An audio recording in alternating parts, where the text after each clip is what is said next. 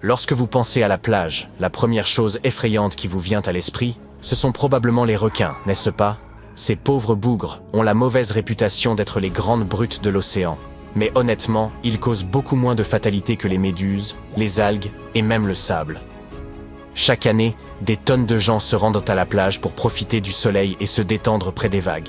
Mais creuser des trous dans le sable peut s'avérer très risqué. En février 2024, un incident tragique s'est produit. Une fillette de 7 ans s'est retrouvée piégée à la suite de l'effondrement d'un trou d'environ 1,5 m de profondeur qu'elle avait creusé avec son frère.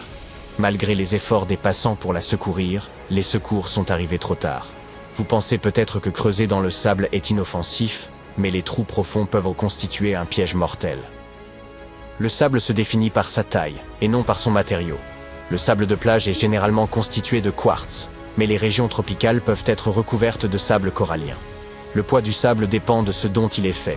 Le quartz pur est assez léger, environ 1044 kg par mètre cube sec, mais les sables plus mélangés peuvent être beaucoup plus lourds.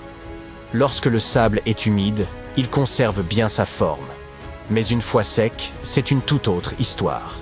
Si vous creusez un trou et que le sable sèche, il risque de s'effondrer. Le danger augmente considérablement si quelqu'un se tient près du bord. Le poids de la personne rend le trou encore plus instable. Une fois que le sable commence à tomber, il remplit toutes les poches d'air, ce qui rend la respiration difficile pour les personnes piégées à l'intérieur. Sauver une personne dans un affaissement de sable n'est pas chose aisée. Le sable est lourd et ne cesse de s'effondrer. Les sauveteurs doivent donc agir rapidement. Dans l'idéal, ils disposent de 3 à 5 minutes avant que la personne piégée ne suffoque. Si vous vous retrouvez un jour dans une telle situation, il est conseillé d'exposer la bouche de la personne pour qu'elle puisse respirer pendant que quelqu'un d'autre travaille à la dégager. Si vous vous rendez à la plage, faites preuve de discernement en ce qui concerne les trous. La meilleure règle est de ne jamais creuser un trou plus profond que les genoux de la personne la plus petite de votre groupe. Il est également conseillé de combler les trous une fois que vous avez fini de jouer. Quelqu'un pourrait trébucher facilement dans un trou oublié, et même un trou peu profond peut causer des blessures. Entre 1997 et 1207, les trous dans le sable ont coûté la vie à 31 personnes aux États-Unis. Oui, en 10 ans seulement. Vous vous souvenez que je vous ai dit que les requins étaient responsables de moins de décès? De 1997 à aujourd'hui, en 27 ans, 29 personnes ont trouvé la mort prématurément aux États-Unis à cause des requins. Se rendre à la plage et n'y trouver qu'un tas d'algues? Une vraie déception. Mais si certaines algues sont tout à fait acceptables, même à déguster, d'autres peuvent me présenter de graves risques pour la santé, même si vous ne faites que vous en approcher. Les proliférations d'algues, ou marées rouges, se produisent lorsque les algues se développent de manière débridée. Ces efflorescences peuvent libérer de vilaines toxines qui sont néfastes pour les humains, les poissons, les crustacés et même les oiseaux. L'une des efflorescences algales les plus connues se produit presque chaque été sur la côte du golfe de Floride. Même celles qui ne sont pas toxiques peuvent perturber l'écosystème. Lorsque les algues se flétrissent et se décomposent, elles consomment tout l'oxygène de l'eau, laissant la faune et la flore marine littéralement à bout de souffle. Il faut absolument éviter de consommer des coquillages provenant de zones touchées par ces proliférations d'algues toxiques. En 1990, 6 pêcheurs ont failli connaître une fin tragique après avoir englouti des moules cuites à la vapeur qu'ils avaient ramassées près de Cape Cod, dans le Massachusetts. La baignade dans ces eaux ne présente pas toujours un risque sérieux pour la santé, mais elle reste déconseillée. Certaines personnes peuvent souffrir d'irritations cutanées ou de démangeaisons oculaires. Veillez également à ne pas vous baigner à proximité de poissons morts, car les bactéries nocives peuvent proliférer. Et si vous commencez à vous sentir bizarre après être entré dans l'eau, il est préférable de sortir et de vous rincer à l'eau douce immédiatement. Vous savez, ce n'est pas toujours un facteur spécifique qui rend certaines plages dangereuses. Parfois, les plages elles-mêmes sont pleines de surprises. Prenez par exemple Etty Bay ou Mission Beach en Australie. Vous aurez probablement à partager le sable avec des cassoars, les oiseaux les plus intimidants de la planète. Imaginez que vous vous apprêtiez à vous détendre et à prendre un bain de soleil, et que vous découvriez ces oiseaux géants incapables de voler, non loin de votre serviette. Ils ressemblent aux émeus, mais en plus effrayants. Ils peuvent peser plus de 72 kilos et peuvent être un peu agressifs. Alors méfiez-vous. Si ces oiseaux ne vous font pas peur, les plages de sable noir de Kilauea pourraient trop bien faire l'affaire. Elles ont l'air accueillantes, mais ces plages se trouvent juste à côté de l'un des volcans les plus actifs au monde, le mont Kilauea, qui est en éruption depuis 1984 et déverse sa lave brûlante dans l'océan. Mais ces eaux chauffées ne sont rien en comparaison de certaines plages hawaïennes. Se baigner à Hanakapiai Beach, sur la côte de Napali à Kauai, est une très mauvaise idée. La plage est tristement célèbre pour ses courants puissants, qui peuvent vous entraîner au large en un instant. Si vous vous retrouvez pris dans l'un de ces courants, vous serez très vite emporté à 10 km du rivage le plus proche. Les registres officiels font état d'au moins 30 décès, mais un panneau situé sur place en dénombre plus de 80. Les courants d'arrachement tirent l'eau vers le large et peuvent rapidement entraîner des personnes et des objets loin des eaux peu profondes situées près des plages.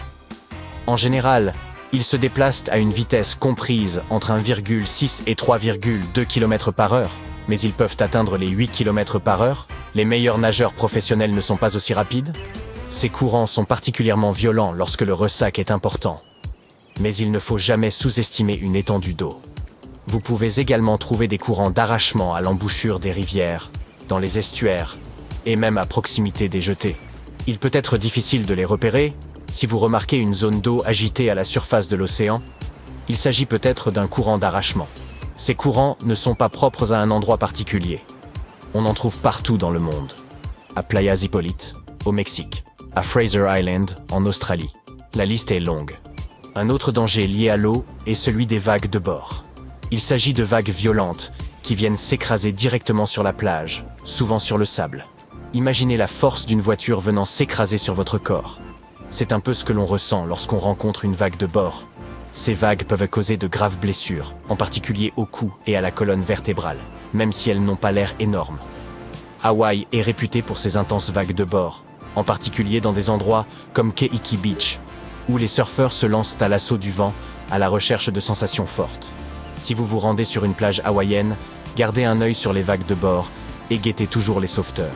Les personnes qui aiment nager, jouer ou plonger dans l'océan sont souvent victimes de piqûres de méduses. Leurs longs tentacules libèrent du venin par l'intermédiaire de milliers de petits dards acérés. Cependant, pour nous, les humains, ce venin n'est généralement pas très grave. Oui, c'est très désagréable, car la brûlure peut être intense et notre peau rougira un peu. Mais c'est tout. Vous ne verrez même plus la zone piquée au bout de quelques jours. La plupart des piqûres de méduses guérissent d'elles-mêmes en quelques jours ou semaines, moyennant quelques soins maison, même si elles peuvent parfois déboucher sur des symptômes beaucoup plus graves. Toutefois, si vous vous trouvez dans les eaux côtières du nord de l'Australie et de la région Indo-Pacifique et que vous vous faites piquer par une méduse, vous risquez d'avoir de gros ennuis, mes amis. En effet, c'est dans cette région que vivent les méduses boîtes. Et elles ne plaisantent pas. Certaines personnes les ont à juste titre baptisées guêpes de mer. Ce sont probablement les méduses les plus dangereuses et les plus toxiques au monde. Leur piqûre est incroyablement atroce, à tel point que certaines victimes ont fait un arrêt cardiaque avant même d'avoir pu atteindre le rivage.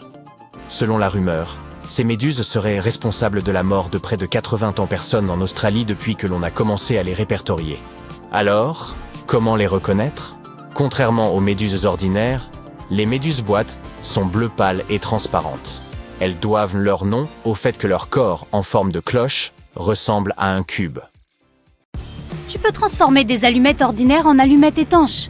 Applique une fine couche de vernis à ongles sur tes allumettes et laisse sécher. Une fois qu'elles seront prêtes, elles resteront suffisamment sèches pour allumer un feu, même si tu les fais tomber dans l'eau.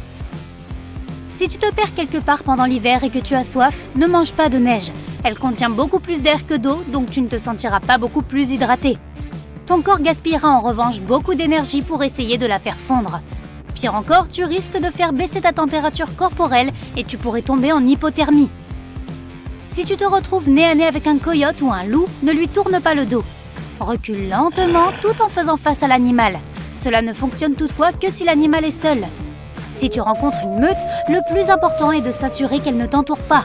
Recule vers un arbre et appuie ton dos contre lui. Ensuite, choisis le bon moment et grimpe dessus aussi vite que possible. Plusieurs couches de vêtements te réchaufferont mieux qu'un seul manteau de fourrure ou une seule doudoune chaude. L'air sera emprisonné entre les couches de vêtements, ce qui t'isolera et gardera ton corps au chaud.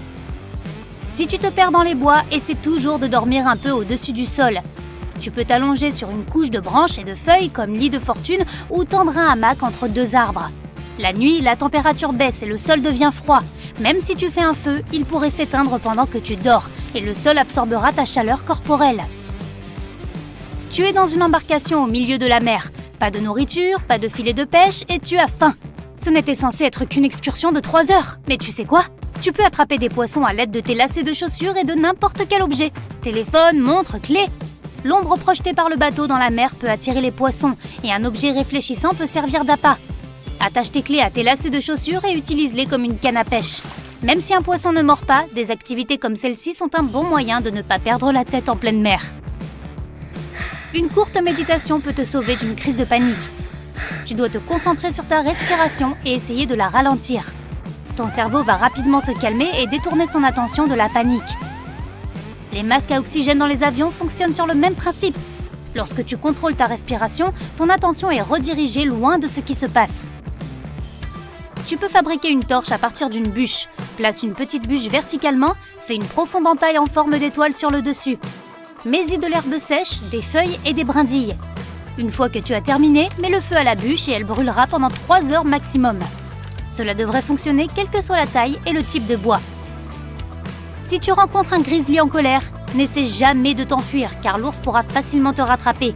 Au lieu de cela, allonge-toi et ne bouge pas. Les grizzlies n'attaquent généralement que lorsqu'ils voient une menace, donc ils te laisseront souvent tranquille si tu leur montres que tu ne leur causeras aucun problème. Mais cela ne fonctionne qu'avec les grizzlies. Si une confrontation est inévitable, recule lentement et utilise un spray anti-ours. Si tu n'en as pas, le spray au poivre fonctionne de la même façon et devrait désorienter l'ours et le faire fuir. Ou pas. Ne mange pas de baies ou de champignons dans la forêt si tu ne sais pas exactement ce qu'ils sont. Ils pourraient être toxiques. Si tu n'as pas d'autre choix, mange l'écorce intérieure des érables, des bouleaux et des pins pour remplir ton estomac. Utilise un couteau pour enlever l'écorce extérieure rugueuse et arriver à la substance blanche plus molle. Tu peux la faire bouillir pour la rendre encore plus molle ou la faire cuire sur un feu ouvert pour en faire un encas croustillant. Et si tu es vraiment affamé, tu peux manger des fourmis. Elles ne sont peut-être pas très appétissantes, mais elles sont plutôt nutritives. Si tu n'as pas de montre, tu peux utiliser tes doigts pour savoir combien de temps il reste avant le coucher du soleil. Lève ta main de sorte que l'intérieur de ta paume soit face à toi. Tes doigts doivent se trouver entre le soleil et la ligne d'horizon. Regarde combien de doigts peuvent tenir dans cet espace. L'épaisseur d'un doigt correspond à environ 15 minutes. Tu peux donc calculer le temps qu'il reste avant le coucher du soleil. Si tu es perdu et que tu dois faire un feu pour attirer l'attention, jette-y beaucoup de branches de pin ou de cèdre, des pommes de pin et tout objet en caoutchouc inutile. Ton feu émettra plus de fumée noire, ce qui le rendra visible de loin. Si tu n'as pas d'eau dans le désert mais que tu as de la nourriture, essaie d'éviter de manger aussi longtemps que possible. Plus tu manges, plus tu as soif. Le corps a besoin de liquide pour digérer les aliments. Il utilisera donc le peu que tu as. Une personne peut vivre beaucoup plus longtemps sans nourriture que sans eau, alors n'aie pas peur d'être affamé. Tu as trouvé une énorme flaque d'eau sale dans la forêt. Si tu as désespérément besoin de boire, tu peux remplir ta bouteille et la filtrer pour en faire de l'eau potable. Pour la nettoyer, fabrique une corde faite de gaz ou de vêtements. Place une extrémité dans la bouteille d'eau sale et l'autre dans une bouteille vide.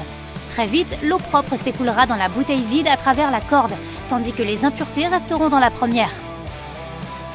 Avant de partir en randonnée, remplace tes lacets ordinaires par des lacets en paracorde. Si tu n'as pas assez de cordes, ces lacets peuvent te donner quelques centimètres supplémentaires en cas de besoin.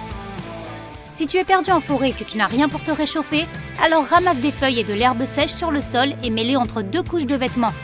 Cela t'aidera à rester au chaud plus longtemps. Si tu es perdu dans un désert, essaie de bouger le moins possible pendant la journée. Trouve une ombre ou crée-la à partir de matériaux improvisés et abrite-toi jusqu'au soir. La nuit, tu dépenseras beaucoup moins d'énergie et tu utiliseras moins de liquide en marchant. Cela t'aidera à éviter le risque d'insolation. Si tu tombes à travers la glace, n'essaie pas de t'en sortir comme tu le ferais dans une piscine. Si tu poses tes mains sur la glace et que tu essaies de te hisser avec tes bras, elles pourraient se fissurer et te faire retomber dans l'eau. Tu dois étirer tes bras parallèlement à la surface de la glace et étendre tes jambes en arrière pour qu'elles flottent dans l'eau. Dans cette position horizontale, commence à agiter tes jambes comme si tu nageais. Déplace tes bras avec précaution sans mettre trop de poids sur la glace et tu devrais pouvoir t'en sortir. Si tu dois faire un feu alors qu'il y a trop de vent, voici ce qu'il faut faire. Creuse 2 trous l'un à côté de l'autre et crée un petit tunnel souterrain entre les deux. Fais un feu dans l'une des fosses. Le vent ne pourra pas l'éteindre et le feu sera alimenté en air par la deuxième fosse. Cette méthode est aussi utile si tu dois faire un feu sans attirer l'attention. Dans l'obscurité, ce type de feu sera moins visible. Ne jette pas ou n'éclate pas le papier à bulles, emporte-le en expédition avec toi. Il te protégera du froid mieux que ne le ferait une épaisse couverture. Ces minuscules bulles d'air sont un isolant parfait. Il suffit de le mettre entre 2 couches de vêtements pour que le papier bulle empêche toute chaleur de s'échapper. Le plastique dont sont faites les bulles est d'ailleurs imperméable, donc le papier bulle peut aussi t'éviter d'être mouillé. En nageant dans la mer, non loin du rivage, tu peux facilement être emporté par des courants de retour. Si cela arrive, la chose la plus importante à retenir est de ne pas nager à contre-courant. Cela ne fera que gaspiller tes forces et te priver d'énergie, et il est peu probable que tu puisses un jour être plus fort qu'un courant océanique. Essaie plutôt de nager latéralement, le long de la rive. Tôt ou tard, tu devrais sortir du courant, et tu pourras alors nager en toute sécurité jusqu'à la plage. Si tu es bloqué dans un ascenseur en chute libre, n'essaie pas de sauter au moment de l'impact. Ne te mets pas non plus en position assise ou debout. Tu dois t'allonger sur le sol face au plafond. Écarte tes jambes le plus possible, couvre ton visage avec une main et mets l'autre main derrière ta tête pour te protéger. Dans cette position, tu réduis la pression exercée sur ton corps lorsque tu tombes. Tu es perdu. Un hélicoptère de secours survole la forêt, mais tu n'as pas de fusée éclairante et tu n'as pas le temps de faire un feu. Utilise un petit miroir ou un écran de téléphone pour réfléchir la lumière du soleil. Dirige le faisceau lumineux vers l'hélicoptère. Les sauveteurs devraient remarquer le flash et voler vers toi pour te sauver. Bienvenue à la Science et toi. Alors que tu te balades dans la nature, un serpent sort des buissons et te mord la cheville. Quel malheur! Reste calme. Tu dois maintenir ton rythme cardiaque et ta pression sanguine le plus bas possible pour ralentir la propagation du venin. Retire tes chaussures et tes chaussettes. Maintenant, tu dois déterminer si la morsure vient ou non d'un serpent venimeux. Si tu vois 2 plaies profondes sur ta jambe, elles correspondent au crochet d'un serpent venimeux. Dans le cas d'un serpent non venimeux, tu verras de petites marques de dents pointues formant un U. Il existe environ 600 espèces de serpents venimeux et il faut surtout faire attention aux vipères et aux cobras. Chacun de ces serpents a un type de venin différent et nécessite donc des soins différents. Si une vipère te mord, n'appuie pas sur la blessure. Le fait d'emprisonner le venin dans une même zone pourrait aggraver les dommages causés au tissu. Tu dois rapidement te rendre à l'hôpital le plus proche pour te faire soigner. Si un cobra mord quelqu'un, il faut faire un bandage de compression sur la morsure pour empêcher le venin de se répandre dans le système sanguin. Garde un œil sur la victime pour s'assurer qu'elle respire bien, car le venin de cobra peut paralyser le diaphragme. N'essaye pas d'aspirer le venin. Il se propage si vite dans le sang que ça ne servira à rien. Observe bien le serpent et si possible, photographie-le pour le montrer au personnel médical. Essaye d'avoir une image nette. Passons maintenant aux allergies. La plupart des gens réagissent aux composés allergènes par un écoulement nasal ou des éternuements. Mais d'autres réagissent de manière beaucoup plus complexe. Une éruption cutanée peut être le signe d'une réaction allergique. Ce genre d'irritation peut apparaître 1 semaine après l'exposition aux composés allergènes. Il y a quelque temps, une personne à qui on avait installé un appareil dentaire a développé des éruptions cutanées sous sa montre et sur le ventre. Il s'est avéré qu'elle était allergique au nickel contenu dans les bagues de l'appareil. Si des cloques apparaissent sur ta peau après être exposée au soleil pendant 1 ou 2 heures, il ne s'agit pas d'un coup de soleil, mais bien d'une réaction allergique. Tu peux aussi avoir des rougeurs, boutons et desquamations. Si cela se produit, rends-toi rapidement aux urgences. On t'examinera et t'expliquera que faire. Certains médicaments peuvent être mis en cause, mais aussi des fruits comme les agrumes ou certains tubercules. Si tu es allergique au pollen, méfie-toi des fruits et légumes. Certains contiennent les mêmes protéines que celles contenues dans le pollen et ton système immunitaire y réagira comme tel en provoquant au passage des démangeaisons, un gonflement de la bouche et peut-être même du visage. Si tu souffres d'une plaie profonde à la main, la première chose à faire est d'appeler une ambulance. Tu es coincé dans une voiture en plein hiver et le froid te fait frissonner, c'est bon signe. Quand la température descend en dessous d'un niveau confortable, le corps tremble pour augmenter sa production de chaleur de près de 500%. Mais les frissons ne te réchaufferont pas très longtemps. Au bout d'un moment, tes muscles manqueront de carburant et ils cesseront de se contracter. Si une personne frigorifiée cesse de trembler et qu'elle s'endort, agis vite. Amène-la à l'abri, retire ses vêtements mouillés, frotte ses mains et ses pieds, enveloppe-la dans des couvertures et applique des compresses chaudes et sèches sur sa poitrine, son cou et son ventre. N'applique surtout pas de compresses chaudes sur ses bras ou ses jambes. La chaleur soudaine forcera le sang-froid à retourner au cœur, au cerveau et aux poumons et fera baisser la température au centre du corps. Alors que tu roules sur une route déserte, tu entends un flash d'urgence météo à la radio. Un « alerte tornade » signifie que l'une d'elles est susceptible de se former. Mais un avertissement de tornade signifie qu'une tornade est apparue sur le radar ou qu'elle a été repérée par une personne. Tu dois aussi te méfier de la grêle. Elle apparaît lorsque les courants ascendants d'un orage poussent les gouttes de pluie dans les nuages épais où elles gèlent. Mais à l'approche d'une tornade, il peut grêler sans pleuvoir. Tout devient subitement calme et il n'y a pas le moindre souffle de vent.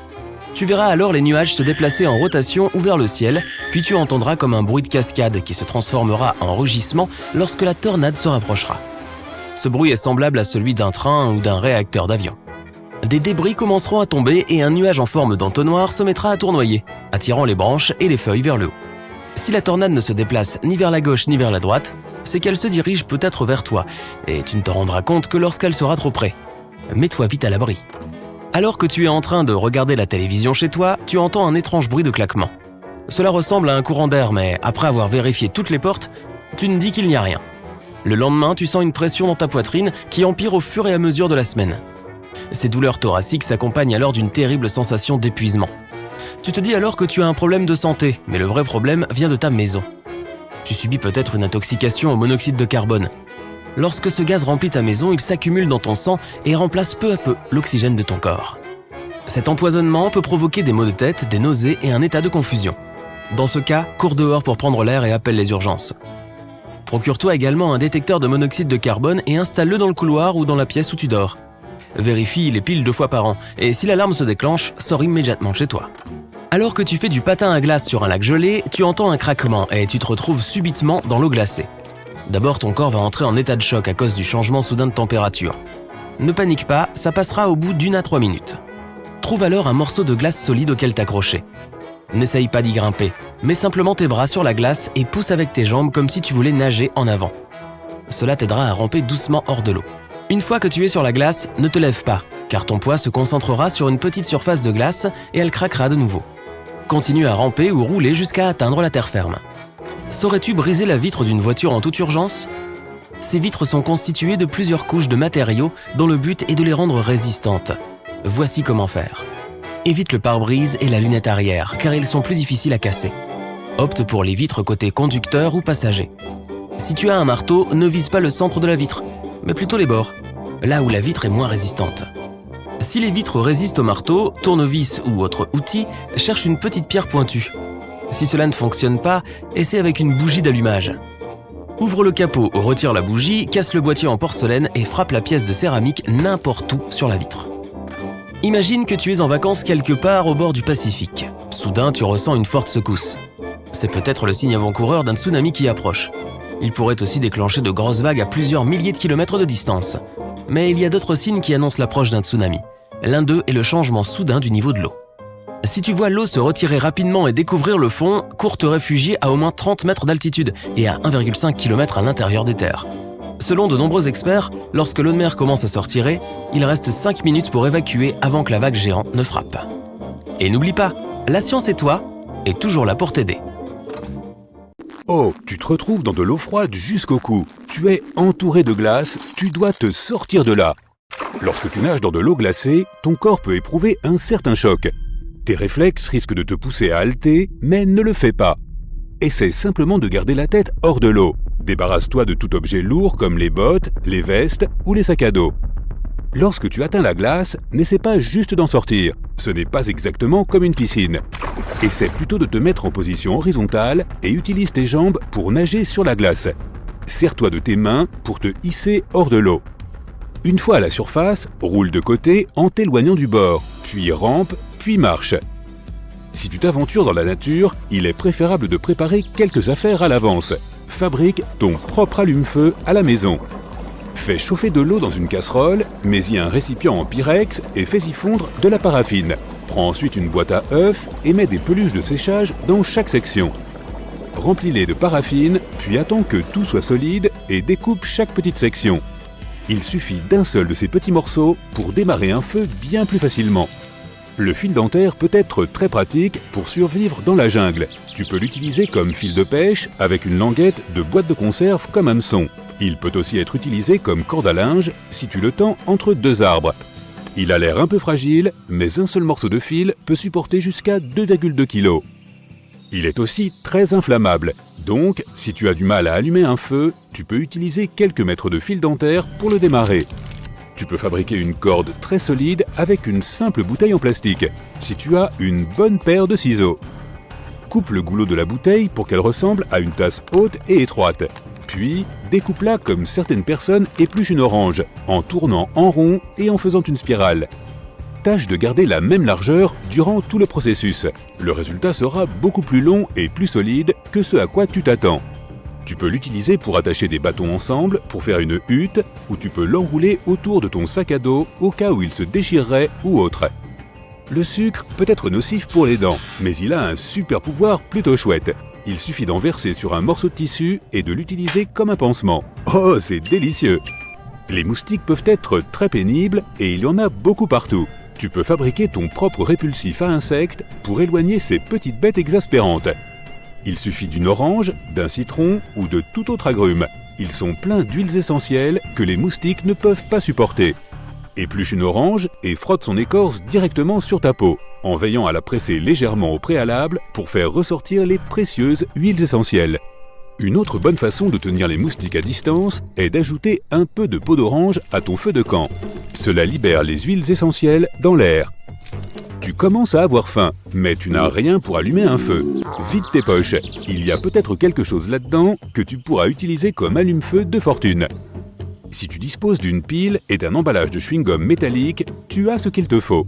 Coupe une fine bande de l'emballage, assez longue pour pouvoir joindre les deux côtés de la pile. Le milieu de la bande doit être plus fin que les extrémités. Prends de l'herbe sèche, des brindilles ou même du papier, tout ce que tu pourrais utiliser pour allumer ton feu. La bande de papier d'aluminium devrait s'enflammer immédiatement, alors prépare-toi bien. Un humain peut survivre incroyablement longtemps sans nourriture, mais pas sans eau. Tout dépend de l'endroit où l'on se trouve, mais bien souvent, il n'est pas sécuritaire de boire. Tu peux fabriquer un filtre à eau par toi-même. Tout commence avec un feu. Il se peut que faire bouillir l'eau ne soit pas suffisant. Alors dès que les cendres de ton feu sont refroidies, tu dois les réduire en poudre. N'utilise pas n'importe quelle cendre trouvée au hasard dans la forêt. Il se peut qu'il y ait du plastique fondu dessus ou autre chose du genre. Il te faut ensuite une bouteille en plastique. Coupe le fond et perce un petit trou dans le bouchon. Retourne-la, mets-y environ 5 cm de charbon de bois et verse l'eau bouillie dans la bouteille, tout doucement. Les gouttes sont prêtes à être bues. Si tu trouves des morceaux de cendre dans l'eau, enroule un morceau de tissu propre autour du bouchon pour une filtration supplémentaire. Un chiffon carbonisé peut être utile si tu es perdu dans la jungle. Pour le fabriquer, tu auras besoin d'un récipient en métal avec un couvercle. Mets un morceau de tissu à l'intérieur et place le récipient dans le feu pendant quelques minutes. Le tissu devrait finir par devenir un peu noir sur les bords, mais rester intact. Un tissu carbonisé prend feu très vite, même avec un silex de la vieille école. Si jamais tu fais une randonnée dans le jardin d'un anaconda, écoute bien, reste loin des rivières peu profondes car ces serpents géants aiment y traîner. Si un anaconda décide de te serrer un peu, n'expire pas. À chaque fois que tu le fais, le serpent va te serrer un peu plus fort. Les anacondas ont toutefois un point faible. Ils n'aiment pas se faire mordre la queue. Ce n'est pas particulièrement délicieux, mais ça aidera à te sortir de là. Les avalanches sont assez puissantes, alors n'oublie pas ces conseils la prochaine fois que tu seras sur les pentes si les choses deviennent un peu dangereuses. Tout d'abord, couvre-toi la bouche, utilise un foulard ou un autre morceau de tissu et ne laisse pas entrer la neige. Garde le bras droit au-dessus de ta tête et n'oublie pas de dégager une petite fenêtre devant ton visage. Cela te permettra de respirer pendant environ une demi-heure. Débarrasse-toi de tout ce qui est lourd, même si c'est cher, mais assure-toi de garder ton sac à dos car c'est une protection supplémentaire.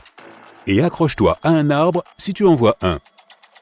Pour remonter à la surface, bouge comme si tu nageais tout droit. La neige n'est rien d'autre que de l'eau. Si jamais tu te retrouves coincé dans une voiture qui coule, ne panique pas et n'essaie pas d'ouvrir la porte. La pression de l'eau de l'extérieur risque d'être trop forte, tu ne feras que gaspiller une énergie précieuse et cette porte ne s'ouvrira pas. Le meilleur moyen de s'échapper serait de passer par les fenêtres. Il suffit de les baisser et de s'enfuir à la nage. Si tu n'es pas un bon nageur, tu peux essayer de créer ton propre dispositif de flottaison de fortune, comme un sac en plastique avec de l'air emprisonné à l'intérieur. Fais un nœud dedans et assure-toi qu'il est bien serré. La bouteille en plastique serait une bonne option, mais une seule ne suffira probablement pas. Tu peux aussi utiliser un imperméable ou un de ces pantalons étanches, ou même une poubelle à l'envers. Si tu as un problème de voiture la nuit, dans la forêt par exemple, tu as besoin de lumière pour voir ce que tu fais. Tout ce qu'il te faut, c'est une bouteille d'eau ou un pichet, ou même un bocal à cornichons rempli d'eau. Il te suffit de l'attacher à un projecteur, et voilà. l'eau va diffuser la lumière pour que tu puisses mieux voir. Parfait pour monter une tente de secours ou trouver du bois pour un feu. Les pots Mason, ces pots à cornichons, sont très pratiques pour conserver les allumettes. Si tu campes dans une forêt, il est vraiment important de cacher ces allumettes dans un endroit sec et bien sécurisé. Pour le rendre encore plus pratique, prévois un couvercle rabattable. Découpe les bandes sur le côté de tes boîtes d'allumettes et colle-les sur le couvercle de ton pot en verre. Avant ta prochaine grande aventure en plein air, assure-toi d'avoir fait le plein de chocolat noir. Le chocolat est probablement le plus délicieux des aliments de survie, mais c'est aussi l'un des meilleurs. Il est riche en calories et il aide vraiment à remonter le moral. De plus, tu n'as même pas besoin d'une fourchette, d'une assiette ou d'un feu pour le déguster. Une dernière astuce pour aujourd'hui, les amis. Tu as toujours du mal à allumer ce feu? Ne cherche pas plus loin que ce sac de chips que tu as secrètement caché à tes compagnons de camping. Les chips à base de maïs se trouvent partout de nos jours, et en plus de leur goût délicieux et de la couleur bizarre qu'elles donnent à tes doigts, elles ont un autre tour dans leur manche. Tu peux les utiliser pour rallumer un feu. Ce genre de chips est inflammable, alors fais-en un petit tas et garde ce drôle de bois sec à portée de main. Ton feu prendra en quelques secondes. Si tu tombes d'une grande hauteur, essaie de reproduire la position d'un parachutiste. Ta tête et ta poitrine doivent être orientées vers le bas. Écarte tes bras et tes jambes et plie-les à un angle de 90 degrés. Si possible, détermine un endroit pour atterrir. Des buissons ou des meules de foin peuvent amortir la chute.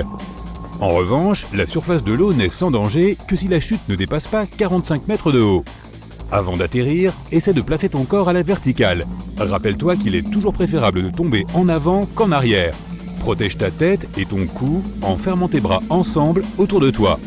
En fait, rien de tout cela ne pourra vraiment te sauver, mais cela te donnera quelque chose à faire avant de t'écraser comme une énorme pierre qui creusera un cratère sur le sol. Mais bon, si tu tombes du haut d'une falaise par exemple, fais tout ton possible pour décomposer ta chute en plusieurs parties. Et plus elles sont courtes, mieux c'est. Chacune de ces étapes absorbera une partie de l'impact de la chute. De cette façon, tu auras beaucoup plus de chances de survivre. Essaie par exemple de t'accrocher à un objet solide, comme un buisson ou un rocher, tout ce que tu trouveras. Si tu vois un morceau de bois ou une planche, attrape-le aussi. Cela pourrait contribuer à amortir ta chute lorsque tu toucheras le sol. Plus important encore, ne maintiens pas ton corps trop rigide. Cela risquerait d'endommager tes organes internes. Protège ta tête et essaie d'atterrir sur tes pieds avec tes genoux légèrement pliés. Bon, on ne va pas se mentir, une fois que tu auras touché le sol, tout ce qui te concerne sera légèrement plié, tu vois, mais bon, il faut essayer, hein.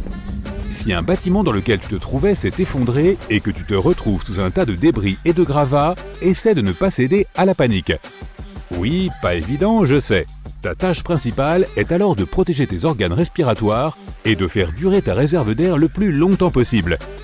S'il y a assez de place, enlève ta chemise ou ton t-shirt et fais un nœud avec le bas. Remets-le ensuite sur ta tête par le trou du cou, de façon à ce que le nœud soit au-dessus de ta tête. Tu auras ainsi une capuche de fortune qui protégera ton visage de la poussière, du sable et des débris. Elle te fournira également un peu d'oxygène pendant que tu essaies de remonter à la surface. Si tu es coincé dans un ascenseur qui tombe, allonge-toi sur le dos et essaie d'occuper le plus d'espace possible. La graisse et les muscles de ton corps sont compressibles. Ils absorberont une partie de la force de l'impact. Si tu ne peux pas t'allonger, assieds-toi sur le sol. C'est toujours mieux que de rester debout. Tes fesses agiront comme un airbag dans une voiture. Mais quelle que soit la position que tu choisisses, couvre et protège ta tête. La meilleure façon de le faire est de mettre un bras devant ton visage et l'autre sur ta nuque. Si tu te retrouves coincé dans la nature, commence par trouver de l'eau. Vérifie les zones de basse altitude. S'il y a des montagnes, cherche de l'eau au pied des falaises. Si tu réussis à trouver de l'eau de pluie, ne la laisse pas trop longtemps dans un récipient, elle pourrait s'abîmer. Observe bien les fourmis qui grimpent aux arbres. Il est probable qu'elles se dirigent vers une source d'humidité à l'intérieur de l'arbre. Une bouteille d'eau peut te permettre d'allumer un feu si tu la laisses suffisamment longtemps sous la lumière directe du soleil. La bouteille agira comme une lentille, rassemblant toute la chaleur en un seul endroit. Utilise du feu et de la fumée pour signaler ta présence et avoir de l'aide. Recouvre les flammes avec une grosse branche ou avec une casserole pendant 3 à 4 secondes. Cela permettra de rassembler suffisamment de fumée. Puis, laisse s'échapper ce nuage de fumée. Si tu es tombé au travers de la glace, essaie de revenir vers le bord. N'essaie pas de te hisser en dehors de l'eau en t'appuyant sur le rebord. Il continuera à se détacher et tu t'épuiseras en un rien de temps. Bats des pieds et des jambes jusqu'à ce que ton corps soit complètement à l'horizontale dans l'eau. Après cela, sors de l'eau et monte sur la glace. Une fois que tu y es arrivé, ne te lève surtout pas. Ton poids doit être réparti sur la plus grande surface possible. De cette façon, la glace aura moins tendance à se briser. Commence donc à rouler vers le rivage comme le font les phoques. Si tu as une crampe musculaire en nageant, essaie de te tourner sur le dos et de flotter. Masse la plante de ton pied ou la partie de ta jambe qui s'est tendue par la crampe. Si tu as une crampe à l'arrière de la jambe, plie-la au niveau du genou et tire-la vers ta poitrine, tout en continuant de flotter sur le dos. Essaie de soulager la crampe en tirant tes orteils vers le haut. Si tu es pris dans un incendie à l'intérieur de la maison, reste accroupi vers le sol et rampe vers la sortie la plus proche. La fumée monte généralement vers le plafond. C'est pourquoi rester au sol peut te permettre de respirer un air un peu plus frais. Si tu as un morceau de tissu ou un mouchoir, mets-le contre ta bouche. Il agira comme un filtre contre la fumée. Si tes vêtements ont pris feu, jette-toi au sol et roule d'avant en arrière. Si tu as un extincteur, dirige-le toujours vers la base des flammes. C'est beaucoup plus efficace. Et n'oublie pas que si tu casses une fenêtre, tu laisseras entrer plus d'oxygène, ce qui alimentera encore plus le feu. Et voici ce que tu dois faire pour rester en sécurité pendant une catastrophe naturelle. Si tu vois que la zone est inondée alors que tu es à l'extérieur, éloigne-toi des ruisseaux, des collecteurs d'eau pluviale ou des rivières.